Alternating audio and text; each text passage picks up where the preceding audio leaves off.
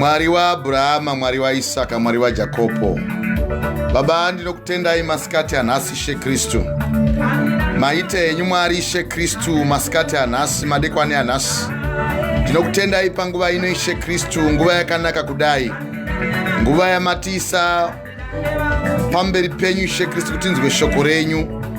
Mwari ndinokutendai makanaka, munoshamiswa. Tinoziva She Kristu Baba, hamudani vanorotswa kana vavuki, asi takadamwa naMwari.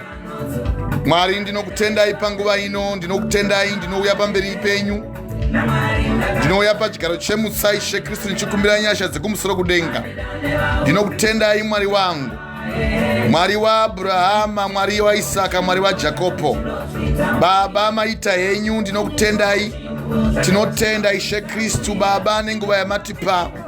Tinoziva kuti She Kristu Baba wakaipa hana simba kwatiri, nekuti hakuna chombo chingauya chichitirwisa kana muromo wakakwirira ungauya uchida kutaura nesu, nekuti su tuziro kwazvo Baba tiri vana venyu. Mwari hapana wakaipa She Kristu angashandura kufamba nesu mukati mekurarama kwedu mamuri. Mwari hapana chombo chingagadzirwa chikabudirira chingaparadza mutende waJehovha, nekuda kwokuti isu makatida, mukatirangarira, mukatipa Mweya Mutsvene, iro simba rinofamba nesu. Mwari maita panguva ino ndinouya pamberi penyu pachigaro chemutsa Baba ndichikumbira nyasha dzekudenga. Baba tinoziva kuti tiri nhovo yenyu Baba. Ndimi She Kristu anoti kana azarura musuwo Baba hapana anogona kuzarura. Baba ndinokutendai nekuti Mwari munotida, muri Mwari makatirangarira Baba tisati takuzivai. Munotaura Baba kuna Jeremia muchiti takakuziva usati wapinda mukati memudumbu ramai vako. Baba hapana chombo Baba chingatibata kana chingatirwisa kana She Kristu Baba muripo, kana muri Baba mazarura She Kristu nyasha mukati meupenyu hwedu. Hapana wakaipa She Kristu angauya achida kubvisa patiri. Tinoziva muri muranda wakatiba, muri Baba She Kristu makatida tiri varanda venyu, Mwari wa Abrahama, Mwari wa Isaka, Mwari wa Jakobo. Ndinoda kunamatira She Kristu panguva ino, mweya wenyika nemweya wamadzinza iriyo nyaya Baba yatichabata. Baba tinoziva kuti kunyange Mozisi pamakamutuma Baba akawana madzudzo, akawana She Kristu vadzivisi, Faro akamira pamberi pake, asi imi Mwari vekudenga makatendeka. Baba ndinokutenda She Kristu Baba, tinoziva kuti kunyange pamakaberekwa mukaberekwa She Kristu mudanga Baba remadhongi, Hebhuro Baba wakadzama nepaigona Herod kuti aparadze ropa renyu. Asi Mwari wangu tinoziva kuti makanga musiri wedzinza, nekuti manga musiri Baba wenyika. Baba vangu makanga muri wemweya, naiko zvino tinoziva kuti Baba tiri vamweya. Baba makanaka, mbiri yeMweya Mutsvene kutaura kwenyu Baba ndo yandinokumbira panguva ino. Baba tinoziva kuti kunyange Josefa Baba aropafadzwa nemi, achitorota hope, akataura hope dzechisote madzikoma ake Baba kuti vamuburaye, asi Baba makanga muinaye. Mwari tinoziva kuti madzinza etukwata zvarwa She Kristu ane simba Baba rekuda kutidzivisa Baba kuti tive tinomira pachidzidziro chetemberi yaMwari. Asi Mwari tinoziva Mweya Mutsvene ndimi makamupa matiri. Mwari wangu makararama naJosefa mukamuropafadza akamira nemwi. Baba hapana wakaipa, zviro kwazvo angauya achitirwisa. Baba nhasi tinokutendai, toda kutendai She Kristu mashoko makuru amuchatidzidzisa maringe She Kristu nekurumugwa kubva mumadzinza, uye mweya wenyika nemadzinza una simba kwatiri. Mwari ndinokutendai, iyo ndo chokwadi yekudenga, chokwadi yamakatipa Baba, chokwadi yekugara matiri. Mwari samasimba ndinonamatira vana venyu. Ndinoziva She Kristu kuti Baba isatidani n'anga kana vavuki. Baba ndinoziva kuti Baba mweya yesvina haina simba kwatiri. Mwari makanaka, makatidanira muchiedza, nekuti simba renyu Baba ndo rakakosha mukati meupenyu hwedu. Ndimi makadana Baba muranda wenyu Abrahama kuna Genesis chapter 17 pa verse ya 5. Achiri kunze Abraham mukamudana mukati nhasi wava mwana wangu. ova kunzi Abrahama. Ndimi makadana Sauro. Kuna mabasa aVapostoli chapter 13 kubva pandima ya 9. Mukati zviro kwazvo nhasi hauchanzi Sauro wava Pauro. Ndimi zvemakachinja muranda waMwari, iye wakazofamba nemuranda wenyu Pauro, iye wainzi Josas. Mukati zviro kwazvo kuna mabasa aVapostoli chapter 4 pandima ya 36. Nhasi hauchanzi Josesa asi wava kunzi Bhanabhasi, mwana ane mukurumbira, achafamba achipupura shoko raMwari nemuranda wangu. Baba, tibetserei, bvisai mweya yakaipa mukati maupenyu hwedu. Tinorayira mweya yemadzinza kuti isadziyanisa varanda venyu.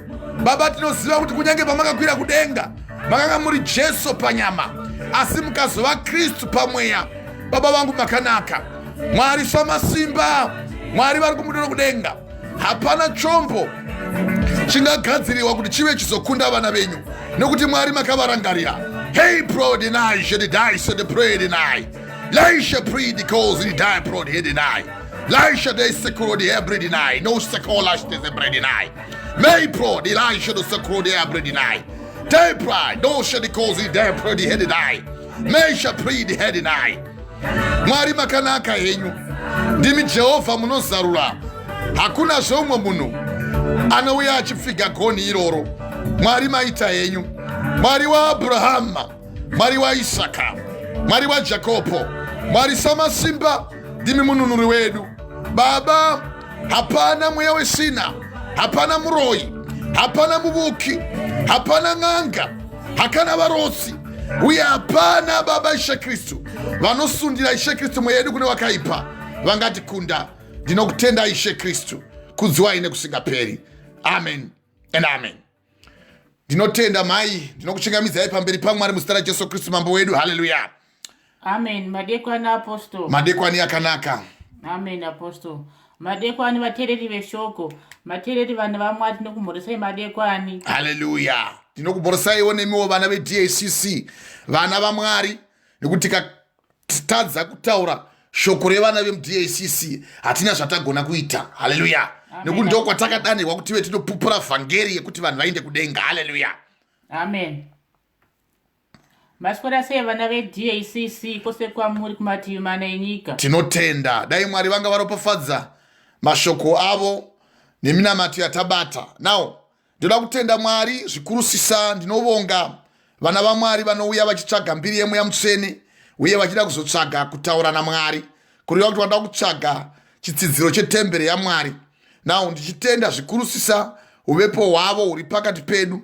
Ndichitendavo ivo mweya mutsvene vanotitungamirira, vanotiisa mukati meshoko ravo kuti tipupure kwazvo shoko ravo, nokuti shoko raMwari rinotaura kuti ngatichengete kwazvo kupupura kune tariro yedu kuti irege kuzungunuswa, nekuti iye wamene wakapikira wakatendeka. Now nyaya yekutipupura shoko raMwari tiipupura nekuda kuti ivo vakatidana kuti tive tinomira pamberi pavo uye tive tinoramba tichirangarira nyasha dzavo dzokudenga. Hatisiri isu tinozvipa simba iri, asi kuti ivo vamwene Jehovha samasimba ndo vakatirangarira tisati tavaziva isu, uye ndo vakatipa mucherechedzo wavo pamberi pedu, vakagona kufamba nesu kubva pakutanga kusvika iko zvino. Saka ivo Mwari vamene ndo vane simba guru randinoda kuti nhasi madekwani anhasi.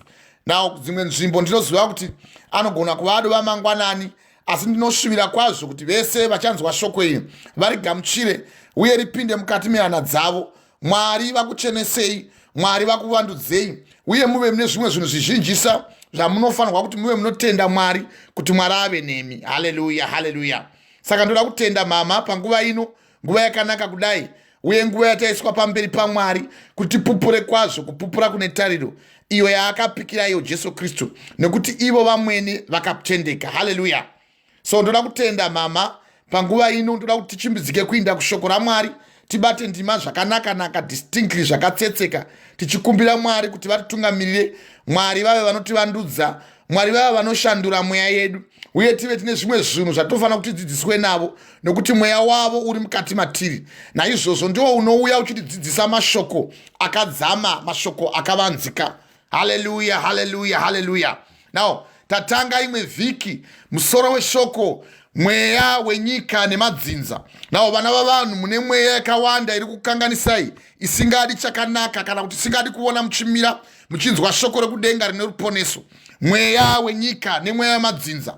Musoro weshoko nhasi kurumugwa kubva kumadzinza. Nawo toda kuti tinzwe nyaya dzakanaka kwazvo, nyaya dzinotirisa kudenga, nyaya dzichatoswedza pana Mwari, nekuti iye wamene ndiye ane simba raakatipa raanofanira kuti tive tinofamba naro, tirambe tichipupura vhangeri rekudenga rinotindisa kudenga kuna Mwari, nekuti pane zvimwe zvakaitwa kwatiri isu tisati tatomboziva kuti Mwari variko, vakatirangarira vakatipa mweya mutsvene, iwo watinopupura nguva nenguva, kuti dai wanga wagara uri mamuri magona kuita vatsvene kwazvo pamberi paMwari, uye mugochengeta kupupura kune tariro yedu kuti irege kuzunguruswa. Ndakakuparidzirai kuna vaHebrew chapter 10 nezuro ndichitaura pamusoro pesimba rezvivi kana kuti uchenjeri uye njere pamusoro pezvivi, ndichipupura pamusoro pekuti tinofanira kuva tinochinjwa mwoyo yedu isaoma, mwoyo yedu isasindimara, uye zvikurusisa tisava tinomukira Mwari simba. Now maridzi anezuro ndichibata, ndakanga ndiine mashoko makuru andaida kuti vanhu vanzwisise,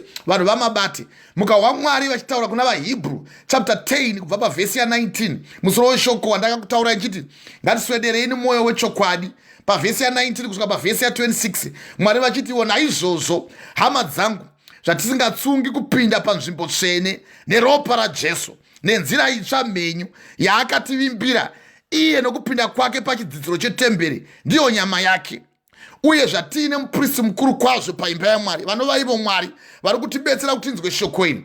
Zvatiine muprista mukuru kwazvo paimba yaMwari, vaHebrew chapter 10 pavhesi ya21, ngatiswederei nemwoyo wezvokwadi. Nawo chinotisoredza pana Mwari ndiwo mwoyo.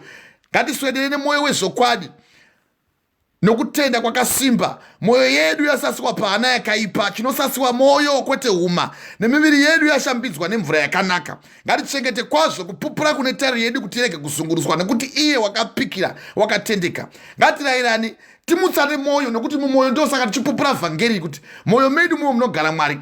Timutsane mwoyo, tive nerudo nemabasa akanaka. Rudo ndiko kuunzana kuna Mwari kuimba yaMwari. Now tive nerudo nemabasa akanaka, tisarega kuungana sezvinoita vamwe vedu, sezvatinoona kuti zuva raswedera. Zhira nyore yekudzima moto kungoparadzanisa huni kana kufuzha huni pasina kudira mvura kana mavhu. Saka ndoda kuti Mwari vatibetsere, vatinunure, vatiise pachidzidziro chavo chetemberi tsvene, ndiyo nyama yavo. Vachipinda patemberi vakauya vakatipa mufananidzo kuti tigare matiri, uye ivo vave matiri, nekuti nyama iyi yakapuwa simba rokuti mweya mutsvene ugare matiri. Haleluya, haleluya. Saka ndoda kuti mai muinde kutsamba yaGenesis mavambo, toda kuti bate kumavambo uko. Tabata kumavambo mugoenda kuna zvakazarurwa, toda kubata kokutanga uko. Ngatitangei kubata kokupedzisira mai, tikopedzisira tikotanga kokutanga uko. Ngatiindei kuna zvakazarurwa chapter 20 kubva pavhesi ya11 kusvika pavhesi ya15. Mungu wachete mubayiro unopuwa kumunhu upi noupi, mupenyu newakafa. Ndoda kuti mubate mai kuna zvakazarurwa chapter 20 kubva pavhesi ya11 kusvika pavhesi ya15. Mugoverenga musoro weshoko, mugowa mashoko anozipa. Haleluya, haleluya. Zvose izvi tichikupupurei vana vevanhu, chinangwa ndechekuti dai Mwari vanga vakuitai vatsvene kwazvo, uye magona kuchambiswa nemvura yakanaka, mwoyo yenyu yasasiwa pahana yakaipa. VaEfeso chapter 5 pandima ya26, iye anozviisira kereke yake inobwinya, isina gwapa, isina kuunyana kana chinhu chakadai. Now kuti azviisire kereke yake inobwinya, isina gwapa kana chinhu chakadai, asi ive yakashambidzwa nemvura yakanaka. Saka chinoshambidza mwoyo wedu ishoko raMwari. Miviri wedu kana tazokunge takuparidzirai, kana mazowana mukana, vamwe mugowana mukana wokubhabhatidzwa. Why can't we say amen? Amen. Hallelujah, hallelujah, hallelujah. Saka ngatiindei zvedu kundima ya zvakazarurwa chapter 20 kubva pavhesi ya15. Muverenge musoro weshoko, mugowa kutongwa kuchauya nepamusoro patoda kutidzidzisane nhasi. Now ndo vhiki yekutanga 12th week kubva patatanga kupupura ndima idzi. 12th week kurumugwa kubva mumadzinza. Now mweya wenyika nemweya madzinza. Hi, can you say amen? Hallelujah. Amen, Apostle. Praise God. Now fambai zvenyu mai zvakanaka zvakatsetseka, fambai distinctly. Zvakazarurwa chapter 20 pandima ya15 musoro weshoko, Zvakazarurwa 20 pavhesi 15. Good. Soro shoko kutongwa kwekupedzisira. Now ndonyaya chinangwa waiti chiramba tichikuparidzirai shoko raMwari nokuti kutongwa kuchauya. Uye kutongwa kutoda kuti murumugwe mukati memadzinza enyu. Kurumugwa mumadzinza. Now kana uchirumugwa kubva mudzinza pane vakarumugwa suroko. Now kurumugwa kunoitwa kunhu kana achinge arumugwa kubva mudzinza pane anorumura vanova ivo Mwari. Now haugoni kuti iwo uti wazvirumura nekuda kuti anotorumura mubereki. Kana mukazvara vana venyu zviya pane vana vamunotozvara moisa pamakumbo penyu otomwa zamu. Ndimi vana mai munozvara vana mupa zamu ohleza. Kwenitoti kuhleza kureva kuti kumwa mukaka. Now achimwa mukaka vanorumura ndo mubereki ndo muzvari. Now kana vachikurumura iwe wotenda wokurumurika. Vana kana vachikura zviya kana ukaona kuti mwana anetsa haadi kurumugwa vakuru vane basa guru sisa ravaita. Now vamwe vanoita basa rokutotora kana mhiripiri kuti vaise pazamu kuti mwana arambe kumwa mukaka zvachose nokuti haagoni kuramba achimwa mukaka. Vamwe vanototi kana mwana akaita 1 year vodorumura, vamwe vakaita 1.5 years vorumura, vamwe vakaita 2 years vorumura. Zvakasiyana kunzimba nedzimba kana vabereki nevabereki neng'ombevo. Kana tikaona kuti ng'ombe iri kunetsa yowonza mai. Now takama mukaka nguva yareba tichikama tichipoisa mari kumafuro ichikumba ichireba mai vanopedzisira vaonzewa kana zimurura vasigondoro. Saka tinoisa chatinoti chisekete kureva kuti tinoisa chatinoti chitenema pamhino apa chorembera kuitira kuti painoda kumwa paya izvibaye yoramba kumwa. Saka izvozvo anorumura ndo mubereki. Uye kana ng'ombe wekaona kuti uyu wanetsa haachadi kurumugwa zvainongoita inopota ichikava negumbo ichikurashira kuroko ichirasha chimhuru. Uye kana ida kurumura mai hamuivani inogona kuinda mumapundo kurashika zvachose ichiita kuti mhuri iyaya yamuda kuti irambe ichimwa mukaka isave ichimwa mukaka. Why can't we say amen? Amen. Hallelujah. Saka vanorumura ndiMwari. Saka pakurumugwa apa pandiri kuti tikuda kuparidza pamusoro pekurumugwa kubva mumadzidza anorumura neMwari. Mwari vachitirumura vanotirumura vaine chinangwa chekuda kutiisa kumwe. Ndakambokuudzai vaTesaronika vokutanga chapter 4 kubva pavhesi ya 7 kuti Mwari haana kutibvisa kusvina achitiisa kusvina asi vakatibvisa kusvina achitiisa mutsvene. Now anoramba izvi haarambiri munhu asi kuti anorambira Mwari. Why can't we say amen? Amen. So kana Mwari vachitirumura isi vanotirumura kuti tive tinotevera mabasa avo akanaka uye tive tinopinda pachidzidziro yetemberi yake tsvene nokuti ndiwo nyama yake zvatatirwa kuna vaHebrew chapter 10 pavhesi ya 19 kuti tigochengeta kwazvo kupupura kunetariro kuti irege kuzungunuswa nekuti iye wamene wakapikira akatorumugwa kudenga uko akauya akafira iwe pamuchinjikwa. Nokudaro Mwari wakada nyika akaipa mwanakomana wake yeuka akati ani nani anotenda kwaari arege kurashwa asi kuti awana upenyu kusingaperi. John chapter 3 pavhesi ya 16 pavhesi ya 17 Mwari havana kuuya kuzotonga nyika asi vakauya kuzoidzikinura. Saka iye wamene kudzikinura ndo kurumura vanhu kubva munyika. Saka musoro wendima wevhiki ino kurumugwa kubva mumadzinza. Nhasi mweya wenyika nemadzinza. Haleluya. Saka mweya wemanyika nemadzinza asi nhasi kurumugwa kubva mumadzinza nenyika. Saka ndanchi kuti pane vakarumugwa. Mukaenda kuna Genesis chapter 17 pavhesi ya 5 Mwari vachirumura murume anonzi Abrahamu vakatotaura shoko gurusisa paari kuti nhasi ndakurumura nokuti musoro weshoko unoti Abrahamu anotumidzwa kunzi Abrahamu uye anopiwa chiratidzo chokudzingiswa. Na kudzingiswa ndo kwatoti circumcision. Na mukaverenga pavhesi ya 5 muri ipapo mai ndoda kuti muverenge pavhesi ya 5 chimbidzikai muise ruoko kuna zvakazarurwa chapter 20 apa muite pana Genesis chapter 17 pavhesi ya 5 muchimbidzikai mai toda kuti bate ndimai nekuchimbidzika hatitina nguva chimbidzikai. Haleluya. So toda kuti nhasi muzive kuti kana uchirumugwa kubva mudzinza zvinorevei uye warumugwa chii chaitika kana warumugwa. Haleluya. Toda kuti muverenge Genesis chapter 17 pavhesi ya 5 chimbidzikai mai 17 pavhesi ya 5 Abrahamu anotumidzwa zita rekuti Abrahamu ainzi Abrahamu Abraham akazonzi Abrahamu ina ha. No vamwe vozongopawo mazita ekuti Abrahamu but havazivi uku ndo kumavambo ndo kutanga uku chiwai chimbidzikai mai pavhesi ya 5 pavhesi 5 zita rako harachazonzi tangai kubva pavhesi ya 1 Abrahamu akasvika makore ane makumi mapfumbamwe namapfumbamwe fambai pavhesi 1 999 chimbidzikai Abrahamu wakati asvika makore ane makumi mapfumbamwe namapfumbamwe. Very good. 990 handei. Jehovha akazviratidza kuna Abraham Dowa. akati kwaari, ndini Mwari wamasimba ose. Ndo 99 yandiri kutaura, 99 years. Ndo makore anga anawo 99 years. 99 years. Saka ndo pakazvitaridza Mwari panguva iyoyo. Saka une nguva yaunofanira kuziva kuti Mwari vanokutaridza vokurumura chiwa kurumurwa kwakaitwa murume uyu. Abraham wakati asvika makore ane makumi mapfumbamwe namakumbamwe 99 years. Famba ande mai. Jehovha akataridza kuna Abraham akati kwaari, ndini Mwari wamasimba ose. Famba pamberi pangu uve wakarurama. Pavhesi 2 ndichaita sungano yangu pakati pangu newe. Sesungano iri kuda kuitwa newe naMwari manje kuti vachikurumura manje. Famba. Ndichakuvanza kwazvo. Pavhesi 3 ipapo Abraham akawira pasi nechiso chake. Very good. Mwari akataura naye akati. Chiwa. Pavhesi 4 kana ndiri ini tarira sungano yangu inewe. Very good. Uchava baba vendudzi zhinji. Pavhesi 5 zita rako harichazonzi Abraham. Very good. Asi kuti chinyi? Asi chanzi Abraham. Very good. Nokuti nemhaka yei? Nokuti ndichakuita baba vendudzi zhinji. Very good. Ndichaberekesa vana vazhinji. Handei? Pavhesi 6 ndichaberekesa vana vazhinji. Ndichakuita ndudzi namadzimambo achabva kwauri. Very good. Chimirai zvenyu ipapo. Kana mama akateerera vhesi chiverengwa zvakatsetseka tisati taenda kuna zvakazarwa chapter 20 kubva pavhesi ya 15. Mahwamai vachiti musoro weshoko Abraham anotumidzwa zita achibviswa kunzi Abraham kuti anzi iye Abraham, uye achiudziwa chiratidzo chokudzingiswa.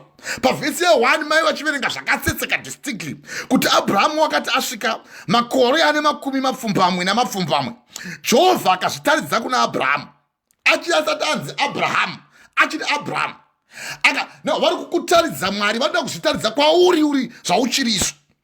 Vakazvitaridza kuna Abraham vakati kwaari, ndini Mwari wamasimba ose. Yanga isati yasvika Mwari waAbraham apa vachizvitaura kuti ini ndini Mwari wamasimba ose. Apa Mwari vari kutaura zvavari vachipa significance yavari kwauriwe kuti uri mugwe. Nekuti kuti uri mugwe uve unobviswa mauri, pane zvinofanira kuzviitwe. Unofanira kuchinjwa, uchazowanyeye kuchinjwa kwaakaitwa uye zvakarayigwa, nokuti pane paunofanira kubuda pauri kuti ugozoti zviwa ndarumugwa. Ndichakuchinja zita rako hauchanzi Abraham. Akati kwandiri, ndini Mwari wamasimba ose, famba pamberi pangu uve wakarurama. Ndo nyaya inoita kuti munhu ava anogona kuti arumugwa muna Mwari, kururama, righteousness. Tikaverenga kuna Job chapter 1 pavhesi ya 1 pakanga paine murume wakanga ari munyika yeUzi. Murume uyu wakanga achinzi Job. Bhuku yangu inosananga kuti murume uyu wakanga akakwana. 1 wakanga akarurama. 2 wakanga achitya Mwari. 4 achinzvenga zvivi. Saka murume uyu achinzi unofanira kuva wakarurama, waifanira kuva 1 aitya Mwari, 2 achinzvenga zvivi, 3 wakakwana, uye 4 akarurama. Ndo yaataurigwa apa kunzi ndinoda kuti uve munhu, ndiri Mwari wamasimba ose, famba pamberi pangu uve wakarurama.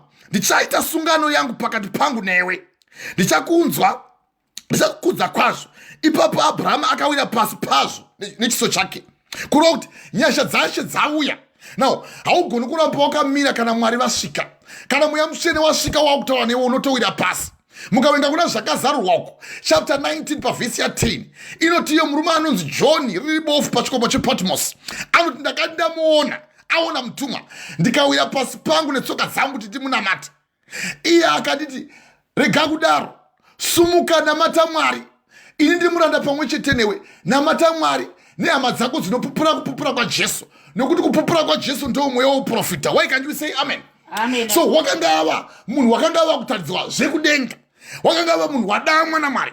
Kana wadamwa naMwari pane zvinoitika, unotoshandurwa upenyu hwako, kana kuti kaitiro kako, kana kuti kafungiro kako, kana kuti kamiriro kako kanoshandurwa naMwari. Haleluya. Tichaiwa ndima iyoyo zvakanaka. Muchawa dzimwe ndima dzatichakupai zvakatsetseka, distinctly zvakatsetseka. Ndichaita sungano yangu pakati pangu newe. Ndichakudza dzidza rako, ndichava newe. Ipapo Abraham akawira pasi nechiso chake.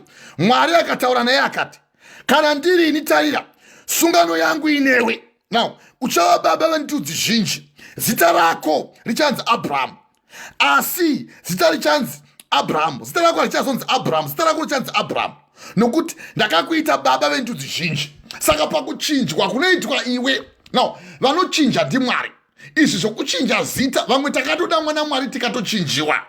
Now, zvokuchinja zita zvine chinangwa. Iwe kana uchichinjwa une chinonyogwa mumwoyo mako. Chavanotaura Mwari sekutaura kwavakaita kuna Abraham. Why can't we say amen? Amen. Patoda kuti tichihwisisa manje kuti kwokupedzisira uko kwatamboverenga paya kuti muchitanga kuya mama pekutanga tobata Genesis chapter 12 tiwe asati achinjiwa zita kuti chii chakaitika paakazochinjiwa zita nokuti pane chaunofanira kuteerera kutanga nokuti haugoni kuva unogona kuchinjiwa uye unogona kushandiwa uye unogona kubuda mudzinza iwe uchiri mukati maro dzinza. Hatigoni kuparidzira Jesu iwe uchiri kuda mvana. Hatigoni kuparidzira Jesu iwe uchiri kuda mahure. Genesis chapter 12 vhesi ya 1 muwe mashoko akaitika kuna Abrahama ekutanga asati achinjiwa. Saka kuti uchinjiwe naMwari unofanira kutanga wagamuchira shoko raMwari kutanga. Ndochinhu chokutanga. Zvimwe zvozotevera sure. Now, izvo zvokuzochinjiwa nekuzoudziwa nyasha 99 years izvo zvatouya nekuda kuti pane chakanga aita paari kutanga abuda munyika. Now, ye Harani chiverengai maino kuchimbisika Genesis chapter 12 pavhesi ya 1 abuda munyika yeHarani. He was only 75 years. Wanga ane 75 years. Chidzidzo chazouya manje nekururama nekuteerera. Now, kuteerera chi? Faith comes by hearing and hearing the word of God. Now, kutenda kunounzwa uye nekuunzwa nekudzwa shoko raMwari. Why can't you say amen? Amen. Chindai munovereka kuna Genesis chapter 12 pavhesi ya 1. Chimbidzikai mai tifambe ndimai nokukasika.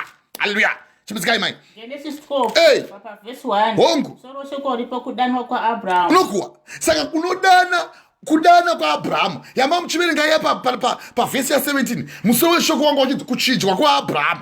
Now Abrahamu anotumidzwa kunzi Abrahamu uye anopiwa chiratidzo chokudzingiswa.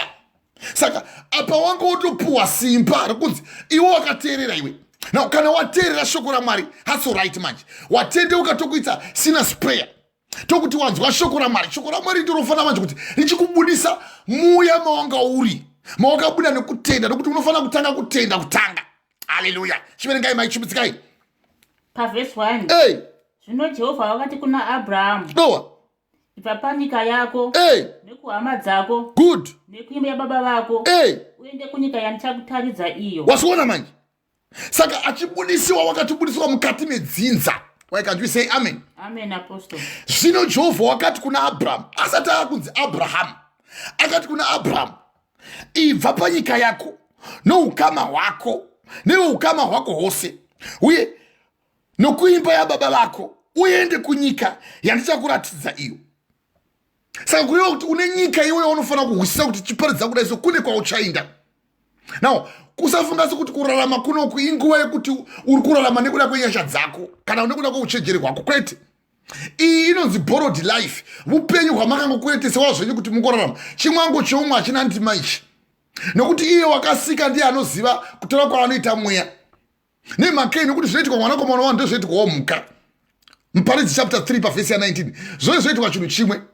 Mufiro womunhu ndomufiro womhuka. Zvose zvino kufema kumwe. Munhu anapa anopfuura mhuka. Now zvose hazvina maturo.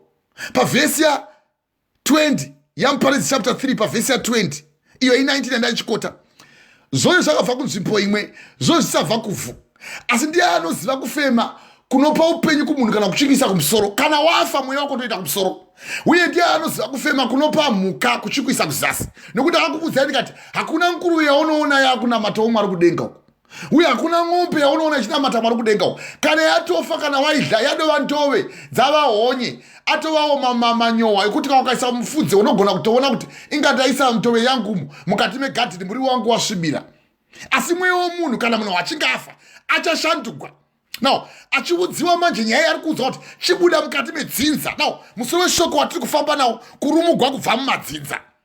Iwe ukasatenga shoko raunenge waudziwa haugoni kubuda mudzinza rawakazvagwa riri mariri unotonetsa nekuda kuti watiri kuparidzira ndiye ari kutanga kutaura kumavamboko uye uchazowa kwekupedzisira uko nekuti tatireka tichitanga kumavambo tatambotanga kuna zvakazarurwa kwekupedzisira patikatanga kumavambo tikozoenda uko nokuti tatabata kuna Genesis chapter 17 tawa zita rakachinjiwa uye zvivimbiso zvaakazopuwa nekuda kuti wakanga atenda kuteerera shoko. Saka kuteerera shoko kune zvinokuvandudza kuti wabuda mukati medzinza rinova iro nyika. Ndosaka mamuchiwana chiti mweya wenyika nemadzinza. saka wakanga achibudiswa munyika yakanga asiri iye mwene wayo, asi wakanga ari mwene wevenyika. Now tichaibata ndima iyoyo, hatidi kuti tirambe chiconfuse nokuti ndima dzikawanda mupesera mava confused. Regardless of how small you are, muchawisana nevanhu. Saka ndiri kuti kana Mwari vachikubudisa kubva munyika yauri kana mauri kugara, vari kubudisa mukati meutapwa hwesvina kana kuti kubatwa newakaipa. Hallelujah, hallelujah. Now wakaipa ndio mano wake kuti kana akanga akubata anitarisiro yekuti haadi kuti ubude mauri imomo, anoda kuti urambe uri mukati meutapwa imomo. Ndosaka uchiwa Isaiah achitaura kuna Isaiah 61 uko pandima ya 1 na ndima ya 3 yaakakota mwanakomana womunhu kuna Luka chapter 4 pavhesi ya 18 kuti mweya mutsvene uri pamusoro pangu, wakandigadza kuti ndiuye kuzopupura vhangeri kuvarombo, uye ndizosunudza mapofu, uye ndizosunungura avo vakatapwa, uye ndizosunungura avo vakasungwa, uye ndichiuya ndizoparidzira kuuya kwomwanakomana womunhu, the vengeance of the Lord. So Mwari kana vachitiparidzira shoko vanoda kuti tange tabuda matiri. Ndosaka takupai musoro weshoko kuti kurumugwa kubva mumadzinza uye mweya wenyika nemadzinza. Now ndo theme yatichabata vhiki ino, mweya wenyika nemadzinza, but topic yanhasi ndiyo yada kuti ini kurumugwa mukati memadzinza. Now uchibva mumadzinza, murume anonzi Abrahamu, muchihwa maipo vanga vachitsanangura vachiti kudamwa kwaAbrahamu nokureva kuti newewe unofanira kudamwa iwe, uye tenda kudamwa, uye kana wadamwa chiwa zvakaitika manje. Iye avudziwa nokuti wakanga avudziwa pavhesi ya 1 kuti zvino Jehovha wakati kuna Abrahamu asati akunzi Abrahamu. Na usati wava kunzi mutsvene, usati wava kunzi mukristu, une humwe upenyu hwauri kurarama izvozvi hwatiri kupupurira mwoyo wako uyu kuitira kuti ari mukati uyu agozochinjiwa now agowana upenyu kusingaperi. Why can't we say amen? Amen. Hallelujah, hallelujah. So watiri kupupurira ndo mweya. Now mweya watinoziva kuti uyu unofanira kuwana zororo, saka achiudziwa uku wangofanana nemunhu asati ambova vhangeriwe. Uri kufanira kubuda mumwe mukati meimwe svina yausati wamboziva kuti yakauya sei kwauri. Now mukaverenga kuna Mateo chapter 19 ndinoida ndima iyo zvikurusisa nokuti pane vamwe vanogona kupuwa shoko iri vakasagona kuriwisisa, vamwe vakasagona kurigamuchira. Mateo chapter ndokuti mama muzobata ndima ndiri kutaura ndokuti mubate Mateo chapter 19 pavhesi ya 11. Now Mateo chapter 19 kubva pavhesi ya 11 inoti asi iye akati kwavari vose havagoni kugamuchira shoko iri, asi avo vakazvipiwa. Nemhaka yei? Nokuti ngomwa dziriko dzakaberekwa dziriko dziri ngomwa dzichibuda mudumbu ramai vavo, uye ngomwa dziriko dzakaitwawo ngomwa nekuda kwavanhu, uye ngomwa dziriko dzakaitwawo ngomwa nekuda kwoushe hwaMwari. Now angagamuchira shoko iri ngaarigamuchire, vari Mwari vaitaura kuda kuti pane vamwe vanhu vakatodamwa so vakatonzi naMwari toda kuti muite vana vangu. Now mugozofamba navana vangu, mugoita vana vangu, asi mambotanga mambopinda mukati mesvina. Now tiri kuibata ndima ipiyo, tiri kuifananidza nendima iyi, tiri kufananidza nendima yemurume anonzi iye Sauro. Sauro mukaenda kuna mabasa apostle chapter 13 pavhesi ya 9 ndo panodamwa murume anonzi Sauro achizonzi iye Pauro, ari pakati pemugwagwa kuenda kundoparadza vana vevanhu. Why can't you say amen? Amen. Achienda kundoparadza vana vevanhu kuDamascus ndo paakasangana nemweya mutsvene. Jesu ndo pavakamuti Pauro, naiwo Sauro, Sauro uri kuitei? Watadzei kuhwisisa kuti ndinani? Akati shewa mundimani. Now ndo paakatogwa akanoiswa pamberi pemurume ainzi Ananias pakazi in the street of state. Hapana migwagwa yakanga inzi state, migwagwa yese yakanga iri munyika yeDamascus yanga ikarurama. Macondo ridges ndimi akaita geography yanga ikangorurama ichingotenderema kuti inobva yakaita state ichibvawo to the east, to the north, to the west, to the south. Now zvose izvo zvachizowanikwa naMwari kuno kuti yakanga iri ngomwa yakaitwa ngomwa kuti ushe hwaMwari huonekwe. Saka wakanga achitadza yandiri kukoterei kuna Mateo chapter 19 kubva pavhesi ya 11 kuti asi akati kwavari vose havagoni kugamuchira shoko iri, asi kune vakazvipiwa. Saka uchiziva kuti murume anonzi Pauro uyu achitodamwavo, now achinzi naMwari chiuya kuno urumugwe kubva kudzinza. Mabasa avapostori chapter 13 pavhesi ya 9 ndo paakadamwa. Achidamwa achibva mudzinza anoti iye ishe. Now ndime aniko? Now achiziva kuti ndiye ishe nokuti kana Mwari vauya unotovaziva. Mawaabhurahama kuna maGenesis chapter 17 kuti wakatonzwa akawira pasi kwazvo nechiso chake, akatanga kutaurwa kuti ndichava newe, ndichafamba newe, ndichakuropafadza. Now ndichakuita vazhinji kubva kuna Abraham to Abraham. But uko kuna Genesis chapter 12 kubva pavhesi ya 1 yamama kuverengwa namai yandanda kuti chiwa imange zvibereko zvekuti kana wadamwa iwo zvaunofanira kuti uchiita, nokuti haungodamwi chete kuti chibva musvina umu, chibva mun'anga. Now, minonzi munganga ndochi ndo muvavuki. Isaiah chapter 8 pandima ya 19. Kana vakati kwamuri indai munobvunzira. Now, kunganga kuvavuki vanorira nekuita seveseve. Ko vanhu vangu vakagona kubvunzira kuna vakafa here pamusoro pevapenyu. Ko havagoni kubvunzira kuna Mwari wavo here. Pavhesi 20. Kana vasingarevi zvinoreva shoko here. Dzokerai kumurayiro inozvipupuriro. Kana vasingarevi zvinoreva shoko here. Havana chiedza chamangwanani. Chiedza chamangwanani nani? Ndi Jesu. Why can't you say amen? Amen. So, tiri kukupupurira kuti mweya wako iwowo unoziva kuti pakutanga mavambo egwendo gwako unofanirwa kuziva kuti kana Mwari vataura chiteerera. Vhangeri richiuya kuzokuparidzirwa iri riri kuparidzirwa kuti iwe uteerere, riri kuparidzirwa kuti iwe utendeuke uye iwe ubve muzvivi zvako. Na madzinza ndo aita kuti vanhu vakawanda iko zvine zvivarege kumira pana Mwari. Satani wauya manje nemweya wakaipa wokuti iko zvinezvi kana mukaenda mumisha umu unowa vanhu vachiridza ngoma sekumusha kwedu kwachiviya magagada akasugirwa. Bvunzai hazvanzi yangu unyaradzoi sikwaiti anozviziva kwamazviwa kweduko. Now pachivi pedu apa pachete vachiita kuunga senjiva. Anenge achiunga kana anounga serovampira iya iri mukati mebako achiunga asvikigwa nemweya weshira. Wamuri kuwa Isaiah achiti kana vakati kwamuri indai munobvunzira kung'anga nevavuki vanorira nekuita seveseve. Ko vanhu vangu vangaenda kundobvunzira pamusoro pevakafa here kune vapenyu kana anotorira nekuita seveseve. Now achiita kuvuka iri ng'anga achirova hakata ane mweya wakafa uye mweya waari kunobvunza ndewakafa nekuti kunzi kana vachinzi ndai munobvunzira kung'anga nevavuki vanorira nekuita seveseve. Vanozevesera vaive vachikurova chifuva sounowa mamwe machechi anonamata uchirohwa chifuva sechichatsemuka wotofunga sekuti pamubuda ndaita chipemhe goshorora inorova chifuva zvokuti unogona kana kukona kuvata nechifuva chako nenyaya yekuti waisigwa kusvina uko. Kana uchiwa Pauro achitaura pamusoro pesvina. Now svina yandiri kutaura iyo ndo kuramba vanhu vari mudzidza vasikadi kurumugwa kuti vauye vazonangana nechiedza chedenga. Haleluya. Chinonzi svina kuramba kutenda Mwari uchitenda svina kana uchitenda nyika. Kana uchikupupurira ivhangeri tokupupurira kuti mubve musvina muuye muzorurama muna Mwari. Mukawa kuna vaRoma uku chapter 1 kubva pavhesi ya 18. Nokuti kutsamwa kwaMwari kunoratidzwa kuchibva kudenga pamusoro pokusada Mwari kwavo nekusarurama kwavo. Na mamuchiwa murume anonzi Abraham achitoda kuti ururamiwe. Wadamwa une chinhu chaunofanira kuti uve unoita kutanga kukururama ndio chinhu chikurusisa. Now wava an upright man, righteous man before God. Wamira nekutenda nekuziva kuti Mwari ndio mutsigiri weupenyu hwangu. Hauchina chimwe chinhu chaunogona kuuya uchisundiwa nacho. Asi uchiwa Pauro achitaura kuti iye kuna vaRoma chapter 1 pavhesi ya 18 musoro shoko uchiti kurasikwa kwevahedheni. Ndinoida ndima iyo ndakaisveta ndikaimwa ndikaida kwazvo nokuti kutsamwa kwaMwari kunoratidzwa kuchibva kudenga pamusoro pokusada Mwari kwavo nekusarurama kwavo kwazvo vana vevanhu.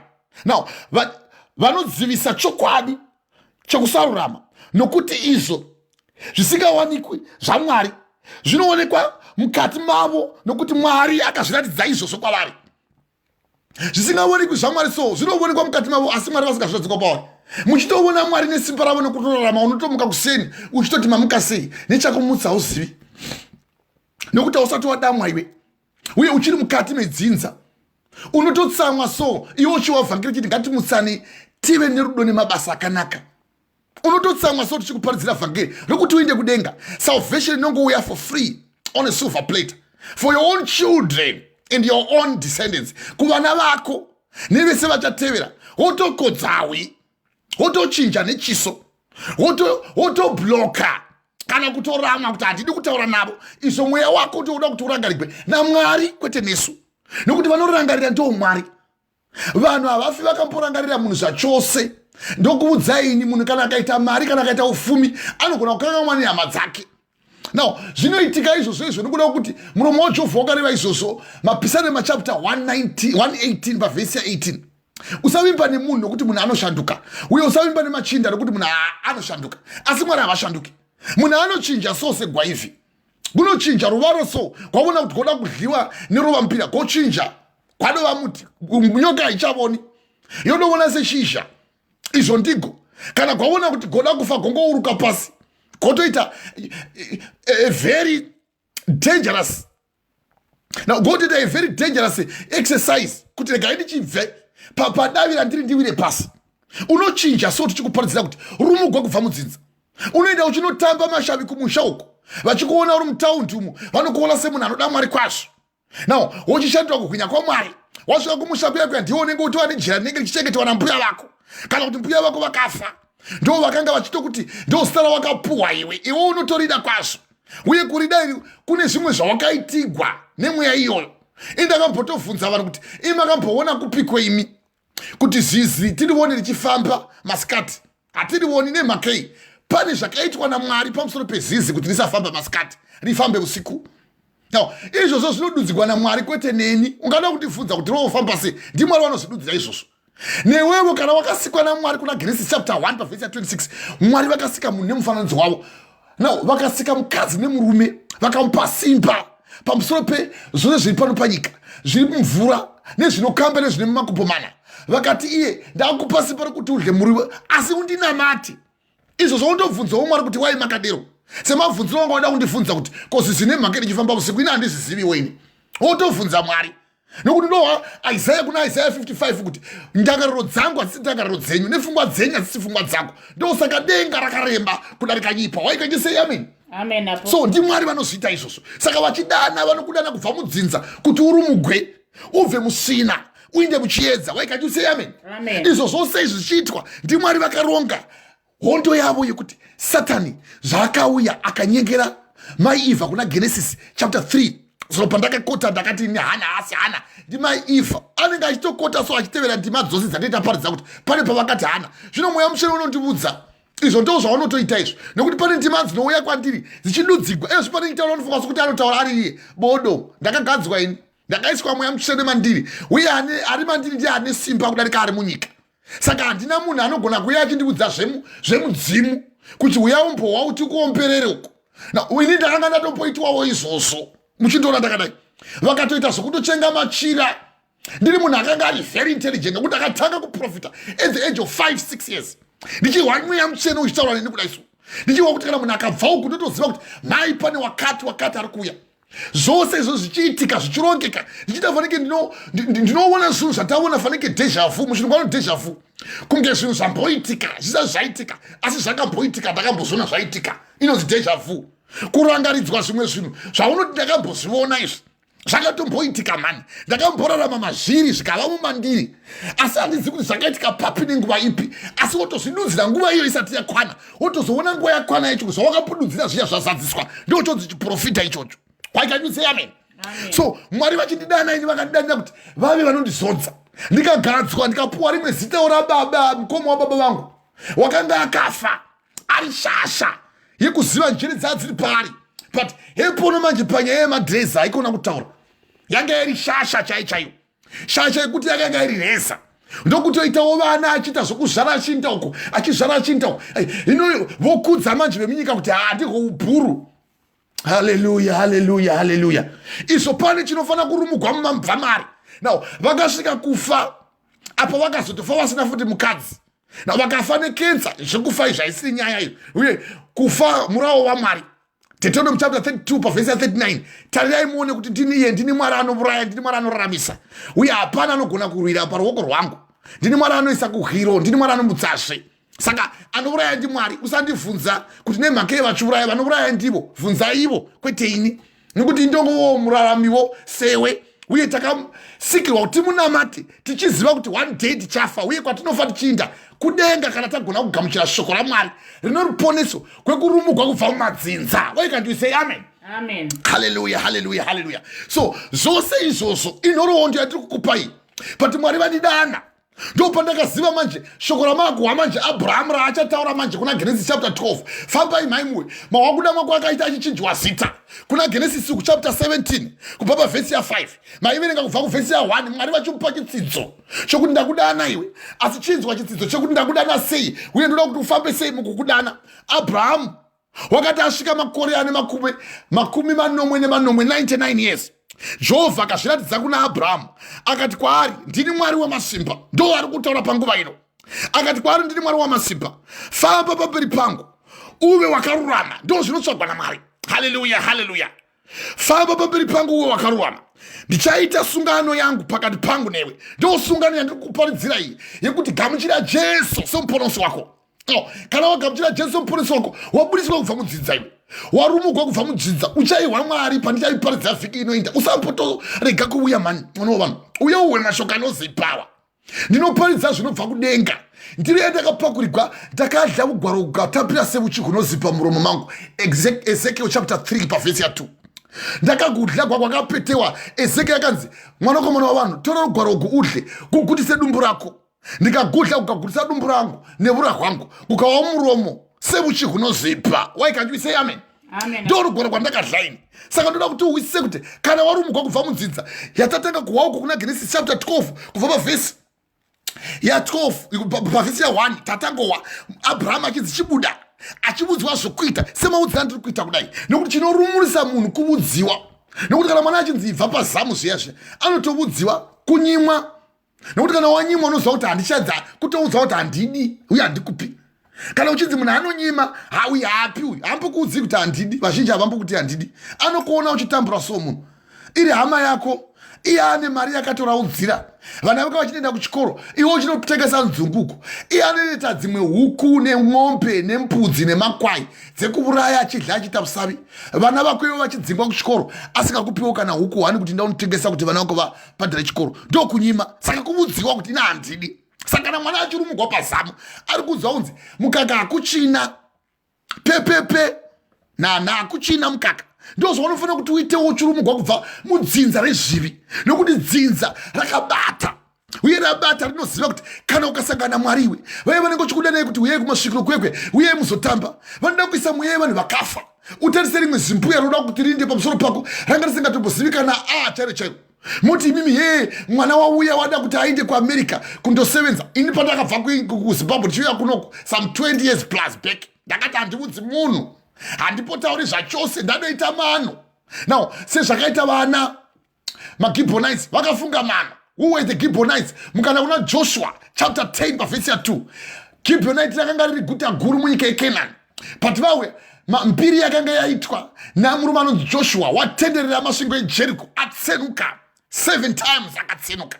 Now pana Joshua chapter 9 pavhesi ya 4 maGibeonites akafunga mano ekuti chinyi, vakati zvino zvatanzwa guwiro kuti murume anonzi Joshua uyu watora mukana wekuti iye achipinda nevana vechipikirwa muno munyika now yeKenani vabva kuIjipiti uko, tawa kuti nekutenderera chete watsenura masvingo eJeriko achida kupinda muno kuti ave azova chisikwa chevana vevanhu kuti ndo nyika yakanga akapuwa. Zvino todini? Vakabva vakarongana. Yafanana nevanhu vari muBorodheo vachiinda kundotaura nevanhu vari mumaruzevha mukana kwana zvamahande uko, kana kupi totora kumusha kwedu, kana vanobva Dotito, kana Chenda Mbuya, kana Bulina Mangwe. Now vachibvako ikokoko vachienda kunosangana sungano yamamuchiwa kuchinzi ndoda kuti ndiite sungano newe. Vachinoita sungano nemurume anonzi Joshua, zvinoita kuti iwe uite sungano naMwari inyaya yekuzvininipisa. Vakazvininipisa vakasvika panguva yekuti vakati toda kuti tere sezvakaita Abrahamu wakazvininipisa. Haugoni kubuda mumadzidza iwe ukarega kuzvininipisa kuti ini dzidza handishandi, ndoda kutevera Mwari. Unofanira kuriramba. Now kuramba ndokuzvininipisa kuda kuti watora mufananidzo waMwari ukati mufananidzo wenyika handichadi. Why can't you say amen? Amen. Vazvininipisa vakaenda pamberi paMwari vakati kuna Joshua, tauya isu tanzwa kuti wakaita hondo huru sisa ukatenderera masvingo eJeriko akatsenuka. Akati mabvepi ivo vafunga mano vakati tabva kuresu kwatabva kutarisa uone kana mbuva dzedu tarisa dzavhuvha nemakate edu ane mvura aparuka now nezvimwe mikwama edu yasharuka. Asi Joshua ndokuenda kundobvunza Mwari. Mwari ndokumuudza kuti inhema dzavo ndo vanhu vanga vakagara muimba kana munyika mavanofana kuti uinde. Akabvunza akati madii ekudero makadii kundiudza chokwadi? Zvikati takatya kuti unogona kutiuraya. Akati kubva nhasi ngatiita sungano sesungano yaitwa naMwari kuna Genesis chapter 17 kubva pavhesi ya 1 yandiri kunofanira kuti uite warumugwa kubva mudzinza. Now varumugwa kubva mumadzinza avo ekuziva kuti tisati tiri vene tisati tiri voho vene venzvimbo yeIsraeri vakazvininipisa vakazviisa pasi petsoka dzemuranda waMwari vakati zvino isusu tichava vasevenzi vako. Aiye Joshua akati kubva zvino imi ndimi muchava vatemi vehuni nokuti mugwenga munotonhora usiku, asi masikati ndimi munenge muchichera makate nemakate emvura kuti vana veIsraeri vamwe. Vakaita sungano iyoyo na waita sungano iyoyo mukazovereka kuna Joshua chapter 10 pavhesi ya 10 ndo pakazobva vana veFilistia vachida kuuya kuzorwa naivo vana veMagibhonites. Ndo pamunowa kuti Joshua wakanamata zuva rikamira. Why can't you say amen? Ine nyaya yekuzvininipisa kana wazvininipisa Mwari vanouya vagozviratidza. Vakazviratidza vakarwirwa vana veMagibhonites vakamira nekuti vanga vaita sungano nemuranda waMwari sesungano yakaitwa nemuranda waMwari Abrahama kuna Genesis chapter 17 kubva pavhesi ya 1 yawo Mwari vachitiwo zvinoda kuti ndiite sungano newe, ndichaita sungano yangu pakati pangu newe, ndichakunzwa uye ndichakuzodza kwazvo, ndichava newe. Ipapo Abrahamu akawira pasi pazvo nechiso chake. Mwari akataura naye akati, kana ndiri ini, tarira sungano yangu inewe, uchava baba vendudzi zhinji. Zita rako harichazonzi Abrahamu asi kuti rakunzi Abrahamu, nokuti ndakakuita baba vendudzi zhinjisa. Ndichakuberekeresa vana vazhinji, ndichakuita ndudzi namadzimambo achava kwauri, kureva kuti uchava neufumi hwepano panyika. Ucharopafadzwa naMwari kana watevera Mwari, watevera vhangeri remuchinjikwa, vhangeri rekuenda kudenga. Ndo yandiri kutaura kuti Joshua aziva kuti vana ava vazvininipisa. Ndo pavakauya vaFilistia vachida kurwisana neMagibhonites. Ndo paunowa kuti vakauya asi vakanga vari kumuteruteru vakadzika. No, vachidzika mvura ikabva kudenga vakarohwa nechimvura mabwe. Bhuku yangu yasanangura kuti vakaurawa naJehovha vakava vazhinji, vakaurawa naJehovha nemunondo vakava vazhinji, pane vakaurawa naJehovha nemunondo vakava vashoma, pane vakaurawa nechimvura mabwe. Vaida kuuya kuzorwisa vana veMagibhonites nenyaya yekuzvininipisa yekuti wabvisa upenyu hwako kubva munzinza. Now musoro weshoko mweya wenyika newemadzidza ndo nungana yatinoti theme, asi musoro weshoko naSimon kurumugwa kubva mumadzinza. Why can't you say amen? Saka Abraham achirumugwa uko wakaziva kuti ini ndiri mwana waMwari uye ndofanira kuteerera zvataugwa. Riri shoko raMwari riri kutaura kwauri iwe neni. Chiwa manje kuna Genesis chapter 12 pavhesi ya 2. Tanga wapana Genesis chapter 12 mai vaverenga pavhesi ya 1 kuti zvino Jehovha wakati kuna Abrahamu, ibva panyika ino nokuhama dzako. Unofanira kurumugwa kana uri kumahuri, ibva. Uri kumaboyfriends, ibva. Na uri kukunyeya, ibva. Na uri kuvanhu hama dzako dzinokuvudza kuti muno musha medu munomu tinongoita zvemashavi chete, ibva. Na zvose izvo uchiziva kuti iwe wakadanirwa chiedza chekuti uve unopenya pamberi paMwari. Vakudze kuti ini handisamuprofita akateerera izvozvo zvachose nekuti ndadamwa kuti ndibve kuhama dzangu nditevere Mwari. Na kurumugwa kumadzinza, fambai mhaimuwe. Zvino Jehovha pavhesi ya 1, zvino Jehovha wakati kuna Abrahamu asati akunzi Abrahamu, unotanga wateerera shoko kuti ugozochinjiwa. Haugoni kungochinjiwa. Hatigoni kukubhabhatidza iwe chimwa doro, hatigoni kukubhabhatidza iwe uchisvita mbanje, uye hatigoni kukubhabhatidza iwe uchida kutomirira kuti kusvibe undokurana nemakuva ako. Pane vamwe vatotoona vanhu vaMwari munomu vakabva kumusha vachiri kukurana nemakuva muno muEngland. Ndakasangana nevamwe mai ndikati munoiteiko ivi imwe muno muEngland, munoiteiko ivi imwe muno unovopenga vakazenge vopenga. Zvose izvozvo unoitei? Haunyari mwana wavanhu. Unofanira kurumugwa kubva mudzinza rako urambe zvose zvakanzi isu munomu kana rurudzi gogogwa kutombobatsiri zvachose. Vese vamwe musavona kudai so angowana haagoni kana kugara nemukadzi uye angowanikwa haagari kumurume uye tarisai muone kana angokura kudai so mukadzi anofa. Now wotozokoita chotoita chijairire kana chotoita fanike tsika yekunoti ndo mararamiro yenyu. Nyamba iwo waramba kurumugwa kubva kudzinza. Haleluya, haleluya. Waramba kuda mwana Mwari kubva mukati mehama dzako. Waramba wakanamatira zvivi zvako ukati inini mai vangu baba vangu zvavanosuta vona vobute nendotobuta wobute iyoyo kusuta butei. Now ndakatombobvunza vamwe ndikati imi munofuta butei munorisutei? Kanzi tinozviita nekuti vadzimu ndo vanoreva izvi. Musaita padhuze ndikahwa perfume inondinhuhwira ndikati nhaiwe iyo fodhleya unoputai inogadzikwa. Now seed kana kuti mbeu yayo inobva kuVirginia uko kuAmerica, Virginia Tobacco. Ndio saka chinzi Virginia Tobacco. Now kana chinzi Virginia Tobacco inoreva kuti itobacco inobva kuAmerica. Now imwe ndiye kuteki uko, take tobacco. Zvino ukachiti wewe unosuta bute uchiri kuya uchiti chero mukumani ndio isadota uchizoda soda yacho unoziva kuti inogadzikwa nei? Bicarbonate of soda. Now tinomixa ma-chemicals atagadzikwa mukati laboratories. Iwo ndio waunotora uchisuta wotiti kwai ndiri munyika ndiri wendlozi ndinosvikirwa. Chaunosvikirwa nacho chiiwe. Wabvapo unoda kufamba futi uchida zvechirungu, unoda chingwa, unoda tea, unoda mukaka. Haleluya, haleluya, haleluya. Saka warumugwa papiwe pauri kuti wazvirumura kubva muchikristu uda kuramba uri mumadlosi. Kurumugwa kwako kuri papiwe uri mukati mezvivi, uri mukati mekutora zvimwe unotoda zvacho zvaunonde zvechikristu zvaunonchikunamata zvakauya nevarungu. Kwewo chirungu chacho unochida nemhake wadi kuramba uri mukati mechikaranga chako ichocho. Now vanotoramba nhema. Satani munyengeri, munonyengerwa sesempira inorira nemateme aya mateteni aya mazikiriwani aya anenge aramba aya kudlika aya anotoramba kana kugadzika kana mukaka mukenyesamwa kugadzika mudhigidhi rotsengwa nepakati rotsemugwa zvakanaka kana rochekwa vobvisa mudzi votora manje zvipikiri zvavakarova zvikapinza na votora nezvinjeye zvecoca-cola yaanotoda futi achiti nini ndiri mudzimu. Now votora futi nentambo inotosonwa yabva kuna jineruko yabva mukati mekugadzirwa iri twine yaunonoredzesa futi hove. Hawadi kutora mashizha kuti uredzese hove iwe zvaunongoda zvose zviri natural. Wadi kutora zvacho zvaunoti iwe nezvemudzimu.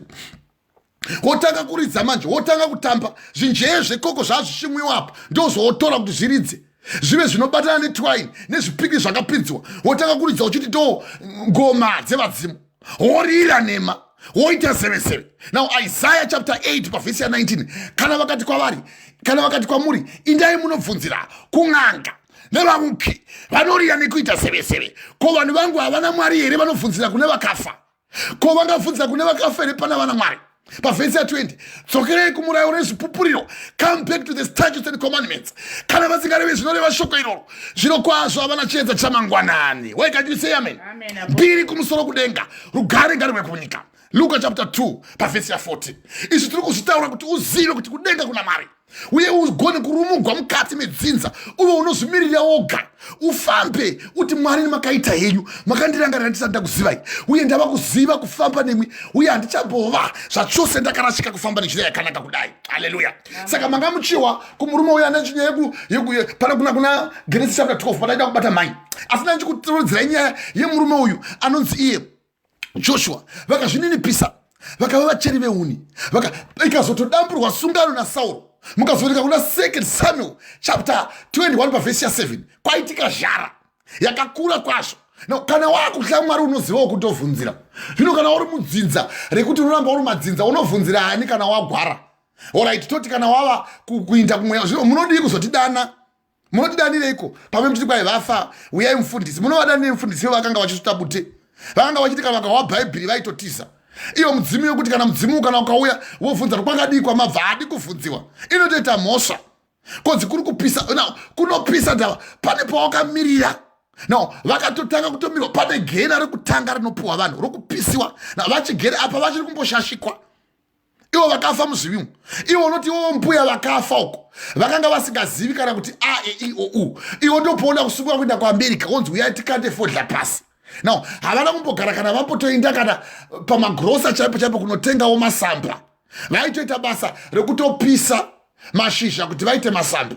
Iwo unoenda pamagrosa kunotenga masamba, ndowoteerera munhu wakafa kare asingatozivi kuti anokutungamirira, konzi fanai kutungamirira mwana ava kuda kuenda kuAmerica, kana kuti akuda kuti aende kuZambia kana kuti kuSouth Africa. Ndimi vejoni vari kumusha vazhinji. Ndava kunonetsa mavhisa, nekuti kuuya kuno kuBritain kwatiri kunotonetsa mavhisa. Haisi nyore kungouya uno, unofana kutanga watopotaridza zvakawanda kwazvo. Isu patakatouya nemano iwo atakaita ndiri kutaura kuna Genesis, kuna Joshua chapter 10 pavhesi 2 na Joshua chapter 9 pavhesi 4, Magibholaites akafunga mano. Ndakatofungawo mano, takauya kuno some 20 plus years back.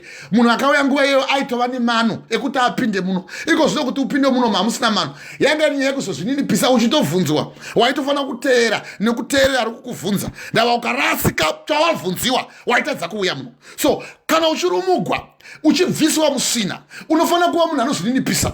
Kuna 2 Samuel chapter 21 pavhesi 1, iri vhangeri atina kutanga nhasi. Bvunzai uyu mukomana anonzi Willis Gatsu, ndakafunda naye uyo aripo. Now haasati zvakamboti amen, uye toda kuti ati amen, nekuti hatina kutanga kudamwa nhasi.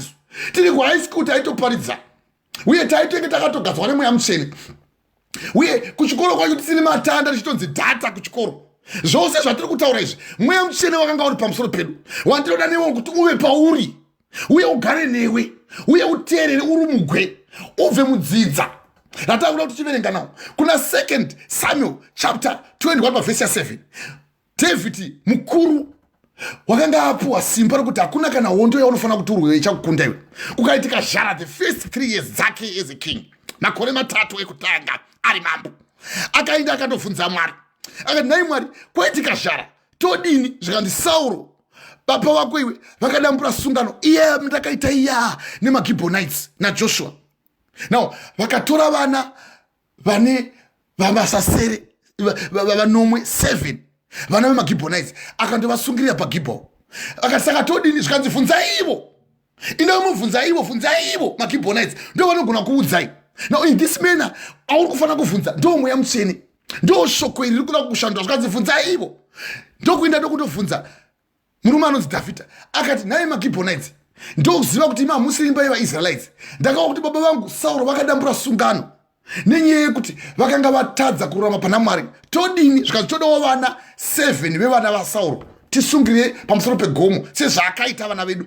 Nhau iyi haisiri yepfuma, haisiri yemari, asi ndeye kuti iye akazviitire kuti mvura inaye tite izvozvo. Ndobva vapuwa vana 7, ndobva pasiwa Mefibhosheti chirema mwanakomana waJonathan akanga akudya naDhavhidha patafura, akachengetedzwa nokuda kuti Jonathan womwana waSauro wakaita zvakanaka Dhavhidha achida kurwa naSauro. Now izvo zvose izvi zvichiitwa zvanga zvichiitwa nenyaya yekuzvininipisa. Saka kuteerera kwaakazoita murume anonzi Abrahama chiwai ateerera inyaya yekuzvininipisa. Kana takuporedza shoko zvininipise, kwete kungouya pana pongo yodongorera wotiza woinda. Kana kuti wari washoko wotoona sekuti shoko ndere vamwe harisi rako. Izvo unotofunga sekuti kana vachifa vamwe vanofa, izvo ndina sekuru vangu vafa, hazvanzi yamai vangu. No, vatofa nguva yavo yakwana, uye iwe yako ichakwana, yangu inokwana. Saka usafunga sekuti vanofa vanoda vanoapply, havaapply.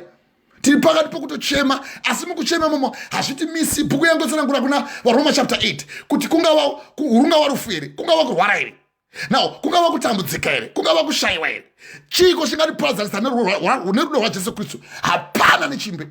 Pana vaRoma chapter 8 verse 37 tiri vakundi nechekare. Why can you say amen? Amen. Hallelujah, hallelujah. Amen. So ndoda kuti tiinda pandima yaGenesis chapter 12 tifambe nendima iyi kuti pedze chikale chizviti bve nekuti ndima dzakuda kufamba. Indai pana Genesis chapter 12 pavhesi ya 1 kusvika pavhesi ya 3. Ndoda kuti tiverenge ndima iyi. Mama averenga pana Genesis chapter 12 pavhesi ya 1 kuti zvino Jehovha wakati kuna Abraham, asati akunzi Abraham, ibva panyika yako neukama hwako nerudzi rwako rwose ukama hwako.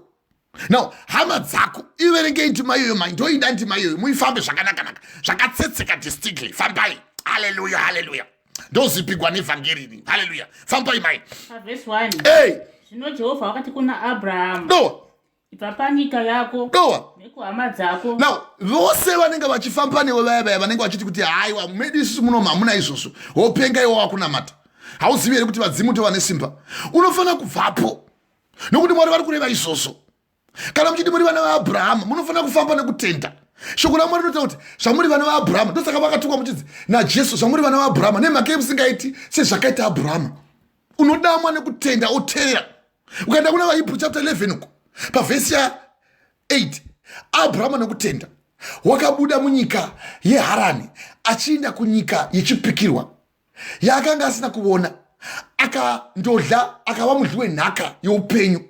Zvino iwe unofunga kuti nhaka youpenyu unoiwana kupiwa usingadi kuteerera. Now Noa nekutenda, Hebrew chapter 11 pavhesi ya 6, Noa nekutenda wakavaka areka yaakanga anzi avake, yaanga asina kuona nemvura yaakanga anzi ichana yaanga asati akuona. Akavaka nekutenda akateerera Mwari. Now akatuka nyika nepamusoro pekusateerera. Now munotukwa nevatumwa vaMwari vaona kuti tiri kukuparidzirai hamudi kutendeuka. Akatuka nyika asi akaponesa rudzi rwake. Ndozvinotaura vaHebrew chapter 11 pavhesi 6.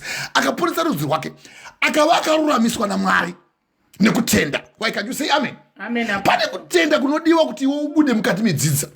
Now nyaya yemadzinza yakaoma muchaiwa vhiki yose ndichiibata, haisi nyaya yekutamba naye vanhu vaMwari. Mweya wenyika nemadzinza wakaoma.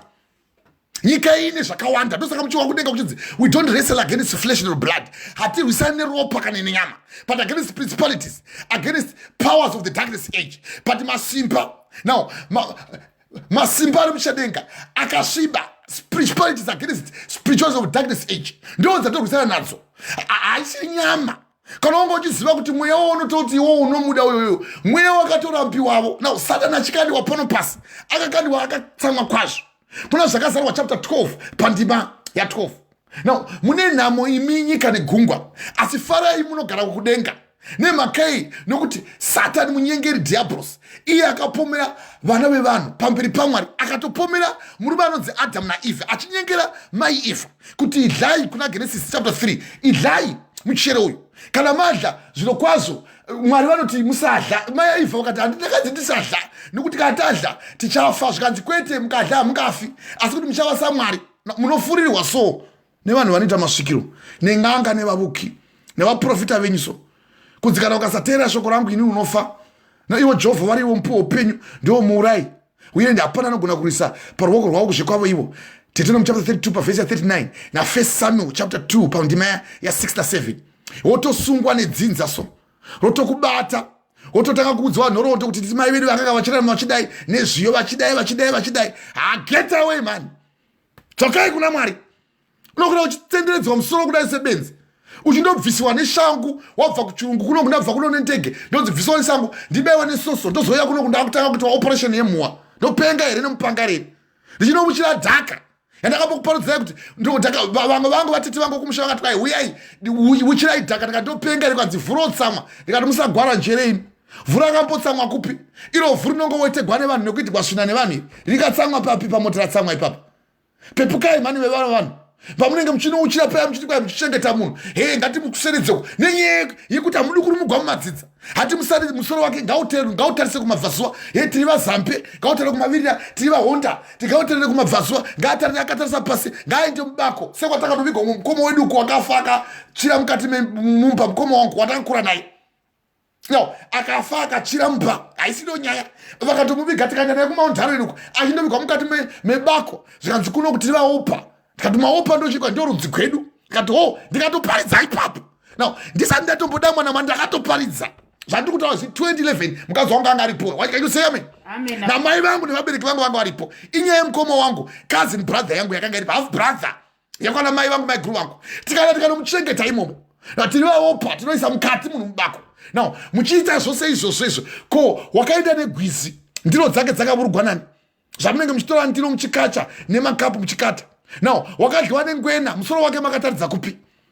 Zvose izvozvo munenge muchipengera mumachekisi emapenzi. Now muchirega kudzingwa kana kukwanisa kurumugwa mukati memadzidza, kubva mumadzidza muchitevera svina, muchitevera zvakarurama, muchitadza kutevera zvakarurama, mutevera zvisakarurama. Mukadzwa murume anonzi Pauro achibheja pamusoro pevanhu vanofamba sevasakarurama. Kuna vaRoma chapter 1 pavhesi ya 18, kurasika kwevahedheni ndo musoro weshoko wendima. Ndinoida ndima iyo pavhesi ya 18, ndinoirecita because I love it. Iri mumusoro mangu, ndakaisa mukati meshoko rangu, mukati mehana yangu, nokuti kutsamwa kwaMwari kunoratidzwa kuchibva kudenga pamusoro pokusada Mwari kwose nekusarurama kwavanhu vanodzivisa chokwadi nekusaruramisa. Nokuti izvo zvisingazikamwe zvaMwari zvinoonekwa mukati mavo, nokuti Mwari akazviratidza izvozvo kwavari. Vachitoona sekurarama kwatoti kuti munhu anomuka kusena achitoti mamuka sei, makadini, amangwanani, haatozivi chamumutsa. Mukawa wachibheja pavhesi ya 20 kuti nokuti kubvira pakutanga nyika iyo nyika yatiri kuparidza nezvayo, uchitouya panapa uchitorohwavo zishoka rako rakura kudaro iri nemazvizheve yako ati kwangwa nezidzoro rasumudzika kudero kudaro, uchirohwa kuti manesi vachirova kuti ucheme kuti uti ndavuyawo munyika. Iwo uya ushanda kuhwinya kwaMwari. Chiwa zvinotaura Pauro kuna vaRoma chapter 1 kubva pavhesi ya 20, nokuti kubvira pakutanga kwenyika izvo zvake zvisingaonekwi, iro simba rake guru risingaperi ramunowa richipupura kudai. Moshaya kuti vanopupura sei, vanoparidza sei, vanorowana kupi? NdiMwari vanozviitisa, uye ndiMwari vakarizodza. Iro simba rake guru risingaperi noumwari hwake zvinooneka kwazvo, zvichizikanwa pazvinhu zvose, kuti varege kuva nepembedzo mazviri. Nokuti haugoni kuva unopembedza simba raMwari asi nemadzinza chiwa manje zvaaireva Pauro. Ndinoida ndima iyoyo mhai ndogara ndakaisveta muzviziva imi. Haleluya, praise God. No, varege kuva nepembedzo mazviri nemakei, nokuti vaimuziva havo Mwari asi havana kumuvonga kana kumukudza, asi vakafunga zvisina maturo nemwoyo yavo isina zivo. Mwoyo wako handisi kuti wakasviba nei, zivo unayo. Uwa kuna Hosea chapter 4 pavhesi ya 6, vanhu vangu vanoparara nekushayiwa zivo. Munoparadzwa naMwari so nekushayiwa zivo nokuti shoko raMwari hamuridi. Makasvibiswa newakaipa. Ndakambokuparadzai kuna vaKorinde chapter 2, 2 Corinthians chapter 2 pavhesi ya 4. 2 Corinthians chapter 4 pavhesi ya 4. Kuti vakapofumadzwa ndangariro naMwari wenyika ino kuti varege kuona kuvhenekera kweivhangeri. Now, inova mucherechedzo waJesu Kristu Mwari Baba vari kudenga. Satani anouyawo kuisa rimwe zijira so mofukidzwa mamwe mazichira aya muchivhimwa semunovhimwa seshiri. Kuna Ezekiel chapter 13 kubva pavhesi ya 18 muchivhimwa semunovhimwa seshiri so muchipfekedzwa ndarira mumavoko muchipfekedzwa mazichira muchinziuchirai muchivharigwa mweya wenyu mukati memachira muchizwa mukati megwizumu mweya wakaipa wakakandwa pano pasi wakatsamwa kwazvo. Now farai muripo munogara panyika nemi muri mugungwa kureva kuti gungwa chayo neshaki ichikuona yaifana kutiza but mweya wakaipa wakakandwa pano pasi wakatsamwa kwazvo akatoshanduravo ndokutoisa njuzu mukati memvura. Ndozakako zvinomuchiwa kuti kune mamarine spirits mweya wenjuzu. Satani wazara manje tichikuparidzai pamusoro pechikara. Ndakuparidzai pamusoro pechikara kuti ndakaona mufananidzo wechikara chakanga chiine 1 mumpiri wakaita sengwe, musoro wacho seshumba, makumbo acho sebere, chikabuda mukati megungwa. Now ndikaona chichipupura mashoko anomudza Mwari, chikapuwa simba rokuti chive chinoparadza vane vanhu. Mukazwa simba rakapuwa shato, kuna zvakazarwako shato ikapuwa simba chikara. Now vanhu vese vakatanga kunamata simba rechikara neshato muchitevera mazhlozi so muchinovhisiwa shato kuti ive nokumuonera nyaya yechikara. Ndakaiparidza dzokerai kumasuroko muchidzokera musvina. Tendevukai mungafireko vana venyu paIsraeri. Handifari nerufu rwawasakarurama asi kuti wakasarurama atendevuke panzira yake yakafa yakarurama isakarurama yakafa isingazivi Mwari. No, tendevukai mungafirei vana venyu paIsraeri. Unofira chinyi? Mahuri here uchiudzwa kunzi kuti vakadzi vakawanda ndokuti dzidza redu riwande. Chiudzwa nhema kwakagaitire mumwe chete woga iye akatsvaga rudzi rwaMwari. Muprofita Malakai chapter 2 pavhesi ya 15 ko haana kuita mumwe chete woga here kunyange akakane mwoyo wakasara. Ngagurege kuva saka nekudaro ngagurege kuva neumwe munhu anonyengera upenyu hwoukadzi woujaya hwako. Ndo mweya wako mudikani wako, your first house, your first wife, your first husband. Ndo mweya wako iwe iwokwera unosumiswa kusina kuchiwa kuti kana chabalenzwa naMwari pasava noumwe wenyama anogona kuparadzanisa. Ndokuudzai chakavanzika chikuru asi ndiri kutaura pamusoro peKristu nesangano rake. VaEfeso chapter 5 pavhesi ya 31 kusvika pavhesi ya 32. Why can't you say amen? Amen. Hallelujah. So Paul achitaura kuti kubvira pakusikwa kwenyika izvo zvake zvisingaonekwi nesimba rake guru risingaperi noumwari hwake zvinoonekwa kwazvo zvichizikanwa pazvinhu zvose zvakaitwa kuti varege kuva nepembedzo nokuti vaimuziva havo Mwari asi havana kumuvonga kana kumukudza. Now vakasvibiswa nemwoyo yavo yakashayiwa zivo vachiti vakachenjera ari mapenzi. Now vakashandura kubwinya kwaMwari asingafi vakamufananidza nemunhu anofa neshiri dzinobhururuka nezvine makumbo mana. Now pavhesi ya 24 saka Mwari mukuchiva kwemwoyo yavo akavaisira kusvina kuti vanyadzise miri yavo. Munonyadziwa miri so muchinorohwa nyora kuti munzi munochengetewa nenyora. Chengetewa inonyora ndozicha kuchengeta nyora vanonyadzisa miri yavo. Saka Mwari akavasvina kusvina kuusigwa naMwari. Mwari akavaisira kusvina kuti vanyadzise miri yavo avo vakatsinhira zvokwadi yaMwari nenhema vakanamata chisikwa kudarika musiki iye anofanira kukudziwa nekusingaperi. Amen. Haleluya, haleluya, haleluya. Zvose izvi tiri kukuparidzirai kuti muwisise. Saka chipedzisai mai kuna Genesis chapter 12 pandima ya 2. Fambai zvenyu Jehovha wakati kuna Abrahamu, ibva panyika yako nokuhama dzako nokuimba yababa vako uende kunyika yandichakuratidza iyo. Chiwai manje pavhesi 2 uwe zvibereko zvezvaachapuwa kana watendeuka chiwa zvibereko manje. Fambai mai handichipizikai. pavhesi 2 abuda mudzidza abuda kuhama arumboka kuhama. Fambai mai. Ndichakuita rudzi rukuru. Dowa. Ndichakuropafadza. Iwe unozviwisisa here? Ndichakuita rudzi rukuru ndichakuropafadza. Kana wava muna Mwari ropafadza haiperi.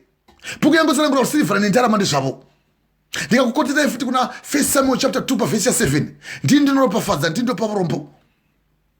Saka ndichakuropafadza ndichakuita rudzi rukuru. Andii mama ndichakudza zita rako. Famba iwo ugoropafadza vamwe. Famba imai. Verse 3 ndicharopafadza avo vanokuropafadza. Unowisisa here? Ndicharopafadza avo vanokuropafadza. Vanokuteerera nawo vanoropafadzwa. Ndicharopafadza vanokuropafadza. Kurova kuti pane ropafadzo ichauya nekuda vamwe vanongouya vachikuropafadzavo, uye ucharopafadzwa nevamwe vanofanira kuuya vachikuropafadza, vanosundiwa kuti vakuropafadze. Haleluya. Ngomwa dziriko dzakaberekwa dziriko dziri ngomwa, dzimwe dzakaiswa ngomwa nekuda kwevanhu, dzimwe dzikaiswa ngomwa nekuda kweushe hwaMwari. Nawo pane vamwe vanhu vakatoomesewa mwoyo kuti vasanamata Mwari, so kuti ushingi hwavo hurambe hurimo. Ngomwa dzakaiswa ngomwa nekuda kwavanhu. Matthew chapter 19 pavhesi 11. Unotooma moyo so nekuda kuti wakangozvarwa musina imomo. Rudzi rwako rwakakuudza kuti hapana munhu anofanira kuuya achikuudza zvokwadi yedenga iyi. Ramba urimo, saka hapana ropafadzo inouya kwauri. Hapana rudzi guguru munongokura mosekwa naMwari, ukaomara uchiti chaseka vana vavanhu sekuseka kwose. Ngomwa dziriko dzakaberekwa naMwari, dziriko dziri ngomwa dzichibuda mudupi ramai vadzo. Saka varipo vamwe vanhu vakatobuda nekutukwa nerudzi, asi vanozoropafadzwa naMwari. Can you say amen? Uye ngomwa dziriko dzakaitwawo ngomwa nekuda kweushe hwaMwari. Vamwe vakatooma moyo ndokuzodamwa, semurume wanda achikuverengerai uyu anonzi iye Pauro, Mabasa aPostol chapter 13 pavhesi 9. Sauro achizochinjwa kuti ndakudana wakunzi Pauro. Vamwe vakaitwa ngomwa nekuda kwokuti moyo yenyu mikukutu yandai kuparidzira iya. Unotooma moyo so kuti baba vangu zvaona sutafodhla ibute, neno ndo sutafodhla ibute. Na ndio mubereki wangu ari kumusha wangu baba wangu waiti kwai indouka iwe uka maukira ako ndikati handivukini imi ndimouka vukai moka. Unorevera izvo so ndikati ndokuudzai ndozoreva shoko raMwari. Kana vakati kwamuri idai munobvunzira kung'anga nevavuki vanorira nekuita zeve ndimi munosita zeve kana masvikigwa na handisvikigwini. Ndosaka ndichitaura hwiri yangu riri pamusoro uye ndokozevezere chingi nokuti mweya wandinawo ndewaMwari kwete wokuvuka. Ko vanhu vangu vangabvunzira here pavavuki ivo vaine mweya waMwari mavari? Imuchiwa vaRoma chapter 8 pavhesi ya 15 na 16. Mweya unopupurira nemweya wedu kuti tiri vana vaMwari. Hatina kupiwa mweya wokutya ndikati handihlini handikuhlini. Takapiwa mweya wokuti tidane kuna Mwari tichiti Abba Father. Abba Father ndo baba vedu vari kudenga, nekuti mweya wamene unopupurira nemweya wedu kuti tiri vana vaMwari. Mashaiwei motambira mung'anga nevavuki. Haleluya, haleluya. Chiwa zvibereko zvakachudzwa namai nokuti mahwamai vachiti kudamwa kwaAbhurahama sekutenda kudamwa kana watenda kudamwa iwe. Zvino Jehovha wakati kuna Abhurahama, ibva panyika yako nokuhama dzako nokuimba yababa vako utobuda nhasi kuti handichadi kuramba ndiri mudzinza ini. Na kurumugwa kubva mudzinza, ramba ita handidi kuramba ndiri mudzinza ini. Hazvina kushata kuti unzi mwana wanhingi, asi rumugwa kubva mudzinza, mweya wedzinza, nokuti unogona kuramba wakakubata ugova newe, so ugotofunga sekuti zvakanaka kusvika mbanje, nekuti baba vako vaidhakwa vachiita mbanje dzokutobika vachiitisa tii, voita vhudzi rinomera uko nekupi nekusikarudza vachagone kuveurwa nevhudzi. Wotofunga sekuti zvinhu zvakanaka kuita mhotsi. Wotozwa munhu achikota achiti ndikudawo kuti inga munoziva wani kuti Samson wakanga aine vhudzi rakakura Delilah. Zvino unodiwo kuti tionda kutozoita upenyu hwaDelilah hwokuti unozobviswa wozoti Delilah arevere vamwe vanhu uye wozobviswa meso. Unodii kutenda mazvivi? Munotsinhira zvokwadi yaMwari nenhema, monamata achisikwa kudarika musiki iye anofanira kukudzwa nekusingaperi. Amen.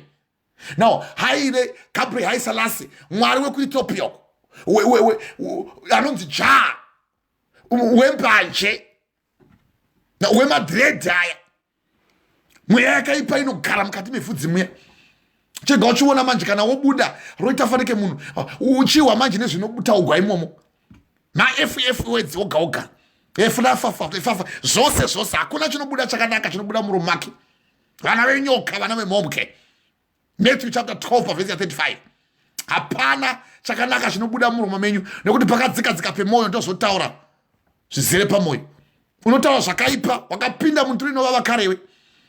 Rangarira murume anonzi Simoni muvuki uya akanga ari n'anga pavhesi ya Mabasa aPostol chapter 8 pavhesi ya 9 to 10 vakati uyu munhu isimba guru raMwari achiita zvishamiso, akashamisa kubva kumuduku kusvika kumukuru. Asi pakasvika varume vana Firipi vakatanga kuparidza Jesu, vakazodana vana Petro kuti uyai uno. Ndopakazoona mweya mutsvene uchiiswa pamusoro pevanhu, vanhu vachikamusira mweya mutsvene akada kutenga nemari. Ezvikana akaona simba raMwari vanotogwisana kugwa simba, a rebellious house kugwa simba. akada kutenga simba kwaindoda kuti titengewo simba yendirifambise. Ivo vanoita un'anga uye nevanoita uroyi vazhinji ndivo kutondotsvaga nekutondopamba nekuromba. Ivo ndo paunoramba uchitevera kuti ndoda kuitawo savo. Haudi kubuda mudzidza rumugwa mudzidza. Uri kuzva Abrahama achinzi paakazopafadzwa wakatenda kurumugwa mudzidza akati ndiri kuramba ndiri mudzidza iyi ndoda kubuda. Now kunzi bhebhe hazvina kushata. Now kunzi mahwewe hazvina kushata. Now kunzi mandlovu hazvina kushata. Now kunzi asi mamwe mashoko uno kuti musiri meinozani ndodzinyoka zvakambobvepi. Wotozoona kuti baba vacho rari shasha pamwe yekuita basa rekuvhima nyoka. Handisi kuti vose vanozara nyoka ndozvavanoita. Now musiri menyu ndiani muroyi musavengana. Vakanga vari bhizi neburoyi. Zimara vakare vakati vapowo zita neburoyi ikoko. Hino iwo handida kuti chija zita hakusi wose nekuti ngomwa dziriko dzakaberekwa dziriko dziri ngomwa. Kuna kuti iwo unogona kuva uri ngomwa wangoberekwa uri mukati imomo. Matthew chapter 19 pavhesi 11. Kana waberekwa uri imomo chiziva kuti wakaberekwa uri imomo chitenda kurumurika. Ugoziva kuti mukurumurika kana watenda kubuda munyika imomo uchava nezviropafadzo zvawanga uchiwa mai vachiverekako. Ndichakuropafadza ivo vachakuropafadzawo. Uye anokutuka ndichamutukawo. Saka kana wabuda muna Satani wapinda muna Mwari hakuna zveumwe munhu. Nomwe ndosaka ndichikuplayera isong yamai Charamba kuti hakuna chombo chinogona kusumudzwa pamberi pako iwe chikakurwira iwe kana wawa muna Mwari. Kana wati Mwari ndimi mbumbu chena bukira nyoro rakamira kumendekedzera yerwisi, the lily that grows on the riverside. Why can't you say amen? Amen, Apostle. Haufi zvachose wakasangana wakaipa. This I'm telling you, wawa maridzoi nezita raJesu hakuna mweya wakaipa uchakutevera. Kana vanga variko vaiuya vachikumukira usiku vachiuya vachikugadha uchimuka wachineta nezita raJesu kana watenda kuri mugwavo iwe asi kana ukaramba urimo uchitevera nhema Mwari vanozotumirawo simba rokuti ukanganise. Vatesaronika vechipiri chapter 2 pavhesi 11 na 12 vanozotumirawo simba rokuti ukanganise kuti utende nhema. Unoona zvinhu zvandachiparidzira izvi handizvo kuti kana usina kutenda chokwadi wakatenda nhema ugotongwa. Hallelujah, hallelujah. Praise God. Mbiri kumusoro kudenga. Hallelujah, mama. Amen, Apostle. Zvose zvatikupupura kuti mweya waMwari ugare mauri ugamuchire Mwari. Saka wawazvibereko izvo ndichakuita vazhinji uye ndichakuropafadza. Now pavhesi ya 5 mai naizvozvo Abrahamu chiwa manje wateerera waudziwa woteerera woita waudziwa takubudza shoko kudai so wariteerera chibva waita nekuti kutonga kunouya chibva manje mabasa ekuita ake. Naizvozvo Abrahamu chiwa manje akateerera manje chiwa manje naizvozvo Abrahamu uchawa pavhesi ya 4 chimbidzikai mai pavhesi 4 naizvozvo Abrahamu wakaenda zvakaudzwa naJehovha. Naizvozvo Abrahamu wakaenda sezvaakaudzwa naJehovha. naRoti wakaenda naye. naRoti akaendawo naye. Abrahamu akanga ana makore ana 40 wanga ane 75 years nyemashanu pakubva kwake Harani. Very good. Achibuda munyika yeHarani. Now Abrahamu akabva wakadini verengai pavhesi 5 chimbidzikai. Abrahamu akatora Sarai mukadzi wake naRoti mwanakomana. Very good. nefuma yavo yose yavakanga vaunganidza. Now hazvine ukauya naMwari kuna Mwarika hatina kuti chirega kufambisa Mwari vakaregereravo nguva yekusaziva asi vanorayira vanhu vose vose kuti vatendeuke. Mabasa aPostoli chapter 17 pavhesi 30. Kana wakamboitawo fuma nechihure kana wakamboitawo fuma nekunoromba kana wakamboitawo fuma wakatenga dzimba nekutengesa miviri kana wakamboitawo fuma nenyaya yekuti pamwe wakamboita ukambotogarira pasi pebako uchipinzwa mudziva usiku usina nguvo. Now kana wakamboitawo upenyu hwokuti pamwe waimboti navo vaprofita venyu vachidzi chimboya muvate neni kuti muve munozvara. Bhuku yaMwari inotaura ichitiwo mabasa aPostoli chapter 17 pavhesi 30 Mwari wakaregerera hake nguva yekusaziva asi anorayira vanhu vose vose pasi rose kuti vatendeuke. Why can't we say amen? Amen. Praise God. Saka akatora mukadzi wake naRoti nemwanakomana womunun'una wake nepfuma yavo yose yavakanga vaunganidza yavakanga vainavo yavakanga vaberekerwa muHarani vakabuda vakaenda kunyika yeKenani vakandosvika kunyika yeKenani. Abrahamu akagara munyika yeKenani iyoyo akasvika panzvimbo inonzi Shekemu akasvika panyika yainzi Shekemu asati asvika pamuti womouki. Now ndo paakasangana naMwari Jehovha akazviratidza kuna Abrahamu akati ndichakupa vana vako nyika iyi pavhesi 7 verengai mai verengai tikutongokota verengai 7:1 zvino Jehovha vakazvitaridza kuna Abrahama akati ndichapa vana vako nyika iyi dowa akavakira Jehovha aritari ipapo dowa ndo yaunofana kuti ushakuvakira manje aritari yaMwari izvozvo haleluya ndakuda kuchipedzisa chipedzisai mai iye akanga achitaridza kwaari handei pavhesi 8 akabva ipapo akaenda kugomo akanodzikapo tende rake Bheteri rakanga riri kumavirira very good neai kumabvazuva very good akavakirapo Jehovha aritari akanambata zita raJehovha ipapo kubva ipapo Abrahamu wakaramba achitamira kumabvazuva can you say amen wakaramba achiita kumabvazuva kune mpupu chena kwamakabva 3 wise men dzichiuya dzichisorobafadza mwanakomana womunhu haleluya now chiverengai muwe manje ndima yakupedzisira kuna zvakasarwa chapter 20 pavhesi ya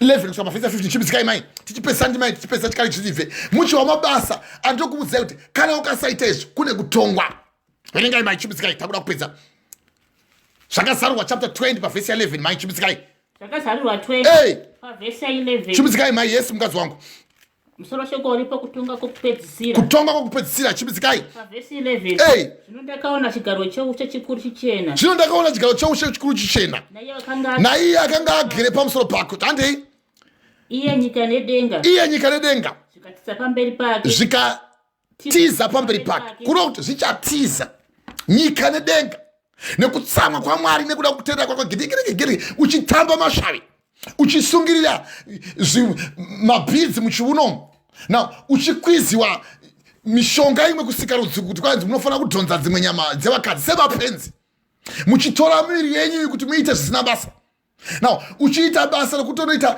basa rekundoromba uko kuti uti uwane ufumi uko na muchiwa kuti pavhesi ya 5 ipapo akaona pavhesi ya 11 zvino ndakaona chirati verengai muwe musimba raMwari hatidi kuti ndikote vauye mashokawo zvino ndakaona chigaro choushe chikuru chichena naiye akanga agara pamusoro pacho nyika nedenga handei nyika nedenga zvikatiza pamberi pake zvikasawanirwa nzvimbo wazviona manje zvose zvamunoita pano pasi izvi zvichapitsiwa zvose naMwari kupira kuti tsvai nyika nedenga zvikatiza pamberi pake zvikashayiwa nzvimbo iye wagara murume wotonga manje vaya vaitevera nyama vachitevera vanhu vakafa chiregai muhwe nyaya yacho handei fambai ipapo ndakaona vakafa vaduku navakuru vamire pamberi pechigaro choushe famba bhuku dzikazarurwa neimwe bhuku yeupenyu ikazarurwa vakafa vakatongwa nezvavakanga vakafa vakatongwa nezvakanga very good vakafa vakatongwa nezvakanyorwa mubhuku zvavakabata saka unotevera zibaba rakafa kumashuroko unonomuchirisiwa munhu wakafa uko iye akatomirirawo kutongwa na akatomirirewo kuti andopupura mhosva yake pamberi paMwari vachamupindura pamberi paMwari muchamupindura zvenyu vana musoro bhangu nekudisa kwenyu kudai zvose zvamunoda kudai semuchizipigwa muchamupindura teverai zvenyu vavuking'anga vanorya nekuita sevese ndati muchamupindura chete ipapo ndikaona vakafa vaduku nevakuru vamire pamberi pechigaro choushe bhuku dzikazarurwa neumwe bhuku youpenyu ikazarurwa vakafa vakatongwa nezvakanga zvakanyorwa mabhuku sezvavakabata haleluya vhesi ya 13 gungwa dowai gungwa rikabudisa vakafa dowa very good gungwa rikabudisa vakafa vakanga vari maviri famba nerufu nehadhesi zvikabudisa vakafa vakanga vari maviri saka kune hadhesi rufu nehadhesi vese vakafa chinofa chichafa kuora nechinobva chichafa kuora ipapo shoko rakanyorwa kuti iwe rufu kukunda kwako kuripi rumborera kwako kuripi 1 Corinthians chapter 15 pavhesi ya 51-52 pavhesi ya 26 muvengi wekupedzisira rufu uchaparadzwa ndo yamuri kuwairi kukotewa iyi namai kuna zvakazarwa chapter 20 pandima ya 13 kuti gungwa rikabudisa vakafa vakanga vari mariri norufu nehadhesi zvikabudisavo vakafa vakanga vari mariri mumwe nomumwe akadini verengai mumwe nomumwe verengai mumwe nomumwe akatonga sezvaakabata dowa vhesi ya 14 ipapo rufu hande ipapo rufu nehadhesi zvikakandirwa mudziva romoto famba rufu rwechipiri ndirwo dziva romoto dowa ipapo rufu rwehadhesi zvikakandiwa mudziva remoto ndirwo rufu rwechipiri ndinodziva remoto. Famba pavhesi ya 15. Pavhesi 15. Zvino kana munhu akawanikwa asina kunyorwa mubhuku yeupenyu wakakandirwa mudziva romoto. Akakandirwa. Zvino munhu akaonekwa asina kunyorwa mubhuku reupenyu akakandirwa mudziva romoto. Akaonekwa uya anga asima anga asina kukwana. Ukaonekwa iwe wasvika usina kururama unosvika uchinokandirwa. Why can't you say amen?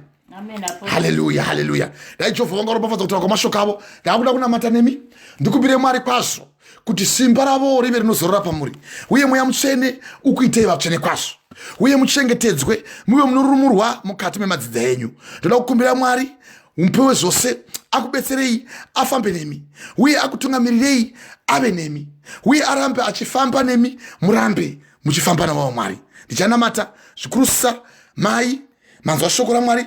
Ndoda kuti tinamate nevana vevanhu. Haleluya. Ndichanamata navo tibatsire vana vevanhu vanzwe shoko raMwari. Haleluya, haleluya. Mwari waAbhurahama, Mwari waIsaka, Mwari waJakobo, Baba ndinokutendai panguva ino Ishe Kristu. Maita yenyu Mwari ndinotenda. Mbiri yemweya mutsvene kutaura kwenyu Baba ndokwandinotsvaga.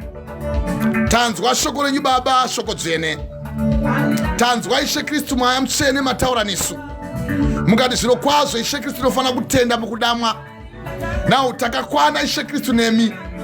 Hatidani Ishe Kristu kuvarotsi kana kuvavuki, asi takadamwa kwamuri Ishe Kristu kudana kwamakaita muranda wenyu Abrahama. Mwari munotaura kuna Genesis chapter 12 pandima ya 1 kuti zvino Jehovha wakati kuna Abrahama, ibva munyika yako neukama nehama dzako dzose nokuimba yababa vako uende kunyika yandichakuratidza. Ndichakuita rudzi rukuru, ndichakuropafadza, ndichakudza zita rako, iwe ucharopafadzwa, nevose vanokuropafadza ndichavaropafadza. Abrahama naizvozvo wakaenda sezvaakaudzwa naJehovha, akateerera shoko ramakamuudza. Mwari tibetserei kuti tirumurwe mukati memadzidzi edu. Mwari maita henyu. Hatingatyi baba vanoroya, hatingatyi baba vemadzidza, hatingatyi baba vose vavuki, hatingatyi baba vose vane mweya yakaipa. Tinoziva kuti Baba ndimi rutsigiro rwedu. Isaiah chapter 54 pavhesi ya 17. Hakuna chombo chingauya chikagadzirirwa kuti chive chizobudirira pamusoro pemutendi waMwari, nekuti isu tiri nhovo yenyu. Baba tinotizira kwamuri, Mwari waAbhurahama, Mwari waIsaka, Mwari waJakobo. Baba tinokutendai nekuti tinoziva kuti Baba hatidi kukumukira isimba. Baba tinoda kugara mamuri nekuti mataura Baba kuna vaRoma Pauro achitiyo kurasika kwavahedheni, nokuti kutsamwa kwavana vaMwari kunobva kuna Mwari, nokuratidzwa kuchibva kudenga pamusoro pekusada Mwari kwose kwose akarurama, vanodzivisa zvokwadi yaMwari. Tine vadzidzisi vari mukati memakereke vanodzivisa zvokwadi yaMwari, asi Mwari tibatsirei tidzidziswe nemi, nokuti izvo zvakazikanwa zvaMwari zvinoonekwa mukati mavo, nokuti Mwari akazviratidza izvo kwavari. Mwari makatitaridza kwatiri, mukatizvara Baba. Hatina kumboziva nemusi Baba wamakatipa upenyu, nokuti kubvira pakusikwa kwenyika izvo zvose zvisingaonekwi zvenyu, nairo simba rake renyu iro Baba risingaperi. Baba zvinoonekwa kwazvo zvichirazikanwa pazvinhu zvose zvakaitwa nemi, kuti tirege kuva nepembedzo, nokuti isu Mwari vazhinji vakarasika taikuzivai, asi hatina kukukudzai kana kukuvongai. Tikafunga zvisina maturo nemwoyo yedu yakashayiwa zivo ikasvibiswa, tichifunga kuti takachenjera asi tiri mapenzi. Naho tikashandura kubwinya kwaMwari asingafi, tikakufananidza nemunhu anofa, neshiri dzinobhuruka, nezvinokambaira. Mwari mukuchiva kwomwoyo wedu mukatiisira kusina, kuti tinyadzise miri yedu, ivo vanhu vakatsinirana zvokwadi yaMwari nenhema, vakanamata chisikwa, kuti vatadze kunamata imi Mwari vari kumusoro kudenga. Baba tinoziva makaita mabasa makuru naJosefa. Baba mukamuropafadza, akandiwa mukati Baba regomba. Baba makamuchengetedza, mukamuisa Ishe Kristu mukati memavoko enyu, akava muranda, akaiswa nyasha paari kuna Genesis chapter 39. Baba akava mukati memaoko aPotifa, asi madzikoma akada kumuponda asi Mwari mukamuchengetedza. Naizvozvo Mwari tinoziva kuti munotichengetedza. Tiri vana venyu Baba, musatisiya.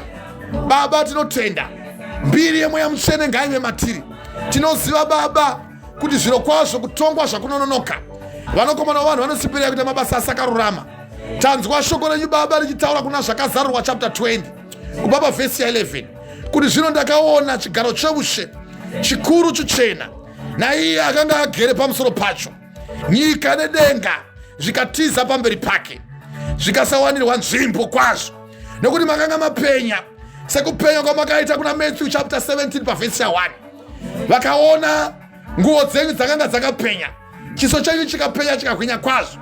Mukaonekwa Baba nevatumwa vari kurudyi, Mozisi ari kurudyi, Elijah ari kuruboshwe. Petros akati edai matendera tavaka matumba nokuti Baba tinoziva kuti hativadamwi kuvavuki, tinodamwa kwamuri Mwari. Mwari maita yenyu. Ipapo ndakaona vakafa vaduku nevakuru. Kuna zvakazarurwa chapter 20 pavhesi ya 11. Vhesi ya 12 ndikaona vakafa vaduku navakuru vamire pamberi pechigaro choushe. Bhuku dzikazarurwa noumwe bhuku roupenyu ikazarurwawo. Vakafa vakatongwa nezvakanga zvakanyorwa mubhuku sezvavakabata. Mwari hatinganamati vakafa, hatinganamati n'anga nevadzimu. Mataura kuna Isaiah chapter 8 pavhesi ya 19 kuti kana vakati kwamuri endai munobvunzira kun'anga nevavuki avo vanorira nekuita zeveseve, ko vanhu vangu havagoni kunobvunzira kuna Mwari here? Ko vangabvunzira kune vakafa here pavapenyu? Dzokerai kumurayiro nezvipupuriro pavhesi ya 20. Kana vasingarevi zvinoreva shoko iro, zviro kwazvo havana chiedza chamangwanani. Chii chingauya chikatirwisa? Muroyi angauya here akatirwisa? Zviro kwazvo munhuwo zvake anofema, munhu akatopuwawo zvake mweya wokufema naMwari. Nemi musiki, Mwari tibatsirei Baba. Hapana chakaipa chingatirwira kana tikarurama, nekuti tiri kunzwa kuti muchatonga vakafa vachatongwa nekubata kwavo.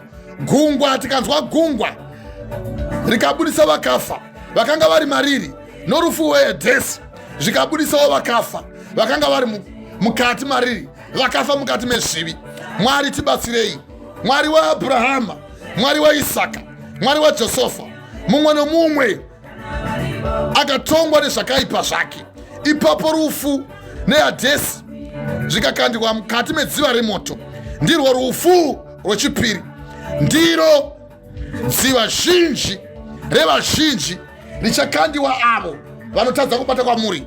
Baba, batsirai mweya yevanhu. Ipapo rufu neHadhesi zvikakandiwa mudziva remoto, ndirwo rufu rwechipiri. Zvakazarurwa chapter 22 pavhesi ya 14. Baba, tinunurei tisawanikwa tiri mukati merufuru, mukati medziva remoto. Zvino kana munhu akawanikwa asina kunyorwa mubhuku youpenyu, zviro kwazvo achakandikwa mukati medziva remoto. Mwari tibatsirei. Ndinokutendai Mwari maita mataura nevana venyu kuti varumurwe mukati medzinza. Tanzwa mabasa avapostori chapter 13 pavhesi ya 9 kuti naizvozvo makadana Sauro achitambudza vana vaMwari, mukasangana naye akaona chiedza, akawapa bhiza, akabvunza akati, Ishe wangu ndimi aniko? Mukati, ndini Jesu waunoparadza. Tarisai vana venyu vanoparadza mweya yavo. Varangarirei Baba, vanza mwoyo mavo shoko dzvene. Tikanzwa mabasa avapostori chapter 4 pavhesi ya 36 kuti naizvozvo murume akafamba nevapostori. Mabasa avapostori chapter 4 pavhesi ya 36 wakanga achinzi Josasa akashandurwa akava Bhanabhasi, akanzi mwanakomana anokurudzira basa raMwari.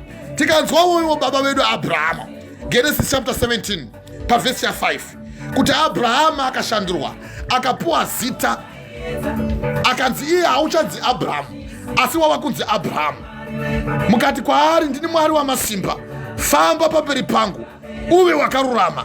Ndichaita sungano yangu pakati pangu newe, ndichanzwa uye ndichakurwira pane wose wakaipa, uye ndichavaunza pamberi pako ugovaparadza. Ipapo Abharamu akawira pasi petsoka dzake akatanga kunamata Mwari. Mwari tibetserei tikunamatei. Tanzwa kuna zvakazarurwa chapter 19 pavhesi ya 10 kuti akati Johani ravabofu, ndakati ndaona iyi mutumwa auya pamberi pangu, ndikadona pasi pangu netsoka dzangu ndimunamate. Iye akati rega kudaro, namata Mwari, nekuti vose vanamata Mwari vachipupura kupura kwa Jesu ndo vane mweya wokuprofita. Mwari tibatsirei. Abrahamu akadona pasi, anzwa kutaura kwenyu. Imi Mwari mukataura naye mukati, kana ndiri ini, tarira sungano yangu inewe, uchava baba vendudzi zhinji, zita rako richanzi Abrahamu. Baba vangu ndinokutendai, maita enyu Baba, mashandura vana venyu, havachanzi ivo asi vava kunzi vana vaMwari. Matimi kuna Abrahama, mukamubudza kuna Abrahama kuti achanzi Abrahamu, haachanzi Abrahama. Naizvozvo vana venyu vashandurwa, vava zvisika zvitsva, vamira pamuri, vachatevera shoko renyu. Fambai navo, garai navo, vasunungurei. Mbiri yemweya mutsvene kutaura kwenyu Jehovha. Hey pray, they shall pray deny, they shall pray God is tired of deny. Yoda kunamata nevanda kupa upenyu hwavo kuna Kristu. Isai mavoko enyu pahana dzenyu, mudzokerere mumashure kwangu. Iti Jehovha makanaka. Ndinokutendai Mwari, maite enyu Mwari. Ndanzwa shoko renyu, ndanzwa mashoko enyu makuru. Baba ndatenda kudamwa, ndanzwa shoko renyu guru. Makati imi Baba makanda na Abrahama, mukamuisa mukati menyika Ishe Kristu yechipikirwa, akateerera akakufamba nemi, akanzwa simba renyu, akariteerera mukamuropafadza, akakutyai Baba. Isu ngatikutyei. Tanzwa mashoko enyu kubva kuna Job chapter 1 pavhesi ya 1, kuti panga paine murume wakanga akarurama, wakanga akakwana, aitya Mwari, achinzvenga zvivi. Baba tinokutendai, tibetserei Baba, tinzvenge zvivi, tibetserei Mwari wangu. Tanzwa mashoko enyu makuru amataura kuna zvakazarurwa. Zviro kwazvo tanzwa kuti kutongwa kuchauya, uye vanotongwa vese Baba vachakandwa mukati medziva remoto.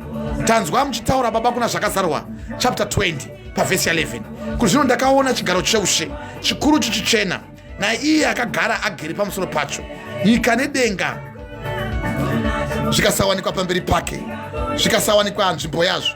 Ipapo ndikaona vakafa, vaduku nevakuru, vakafa vamire pamberi pake pachigaro cheushe. Bhuku dzikazarurwa, mumwe nomumwe mupenyu newakafa achisangana nekutongwa kwake, achipuwa mutongo wake, vakafa vachitongwa. Zviro kwazvo nhasi Baba handichateveri vakafa. Ndikanzwa muchiti gungwa rikabudisa vakafa vakanga vari mariri, norufu neHedhesi zvikabudisa vakafa vakanga vari mukati mazviri. Mumwe nomumwe akatongwa sezvaakabata. Baba ndinoziva kuti muchatonga vana venyu. Ipapo rufu rweHedhesi, ndikanzwa mashoko enyu makuru mukati. Ipapo rufu neHedhesi zvikakandirwa mukati medziva remoto. Ndirwo rufu rwechipiri, ndiro dziva remoto. Zvino kana ini ndikasawanikwa ndiri mukati mebhuku ramakanyora, zviro kwazvo ndichakandwa mukati medziva remoto. Baba ndibetserei, ndimire kwamuri, nditendeke, ndinamate kwamuri. Mwari maita enyu Mwari, ndavachisikwa chitsva. Baba ndinokutendai. Mbiri kumusoro kudenga, rugare ngarugwe panyika. Nhasi taberekwa muponesi, maita Mwari wangu nekusingaperi. Amen and amen. Ndinokutendai. Dai Mwari wangu wakuropafadzai. Nyasha dzaJesu Kristu, urudo rwaMwari Baba nekuwadzana kwemweya mutsvene dai zvanga zvava nemi. Dai mamagona kurumugwa kubva mumadzinza, uye mweya wenyika nemadzinza dai zvava zvabva pamuri. Manzwa kushandurwa kwakaitwa varume vakadamwa naMwari, vakateerera Mwari, vakafamba naMwari. Tanzwa kuna Genesis chapter 17 pavhesi ya 1, kudamwa kwaAbhurahama. Tikanzwa achichinzwa zita kubva kuna Abraham kunzi anzi Abraham. Tikanzwawo tsamba Mwari vachitaura kubva kuna mabasa aapostoli chapter 13 pavhesi ya 9, kuti naiye Sauro wakadamwa akachinjwa, akamira akazopupura vhangeri ratakotawo kubva kuna vaRoma chapter 1, kuti vanoshandira kubwinya kwaMwari vachikumufananidza nemunhu anofa neshiri dzinobhururuka. Saka Mwari mukuchiva kwemwoyo yavo anovaisira kusvina avo vakatsindirana zvokwadi yaMwari nenhema, vakadamata chisikwa kudarika musiki, iye anofanira kukudziwa nekusingaperi. Amen. vaRoma chapter 1 kubva pavhesi ya 22 kusvika pavhesi ya 25. Tikanzwawo mwanakomana wamakadana, iye Josefu akamira pamberi paMwari, akashandurwa akavawo Bhanabhasi, mwanakomana wemukurudzira. Baba, mukachengetawo Josefa, iye wakanga atengeswa, akanga aiswa mukati memavoko emaIshmaelis. Vakanomutengesa akaiswa mukati memavoko aPotifa, akachengetwa. Kunyange paakaedzwa nemukadzi waPotifa, makava naye. Zviro kwazvo mukamuropafadza Josefa. Madzikoma amuvenga arota hope dzichisote, ataura kuti ndaona zuva, mwedzi nenyeredzi zvichipfugama zvichinamata ini. Baba vake vakamuvenga, asi makachengeta mashoko ake. Baba, chengetai mashoko enyu, chengetai mashoko edu atakumbira kwamuri kuti muve nesu. Mwari, tinokutendai. Mozisi makamuchengeta, kunyange paakanga achida kuurawa akaiswa mukati memapundo emvura, atinoti isusu ridzi muchirungu. Mwari akadamwa, akatorwa, akanochengetwa zvikurusisa nemuranda kadzi waFaro, akakura, akachengetwa, akazouya akatora vanakomana vavanhu achivabvisa munyika yeutapwa. Ndio yandiri kuti vana venyu vanzwa, vabviswa munyika yeutapwa, vadziswa munyika yemarudzi, vadzukunurwa munyika yemadzinza,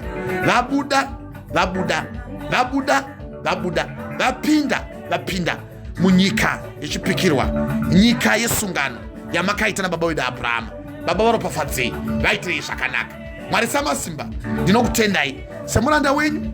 Baba, rambai muchindizodza, ndipupure zvokwadi yedenga, ndivarandurudzire, ndivaudze, ndivadzidzise, nokuti munotaura kumabasa apostori chapter 28 pavhesi ya 20 kuti vadzidzisei zvose zvandakakurayirai. Tarirai ndinemi kusvika kumagumo. Dai Mwari vanga vakuropafadzai, dai vakuitai vatsvene kwazvo. Mwari ngavavonge. Ngatisanganei madekwani pandini chipupura shoko iri muchirungu. 2100 hours Greenwich Meridian time, 2200 hours Central African time.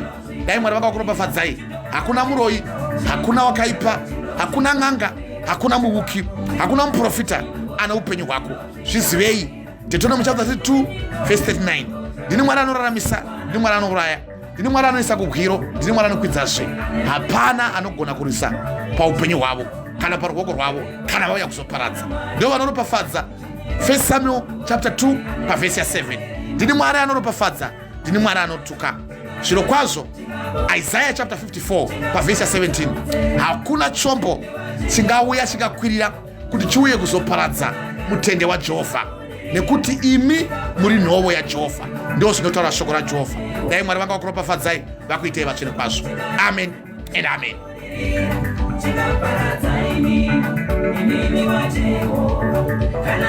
Jehovah,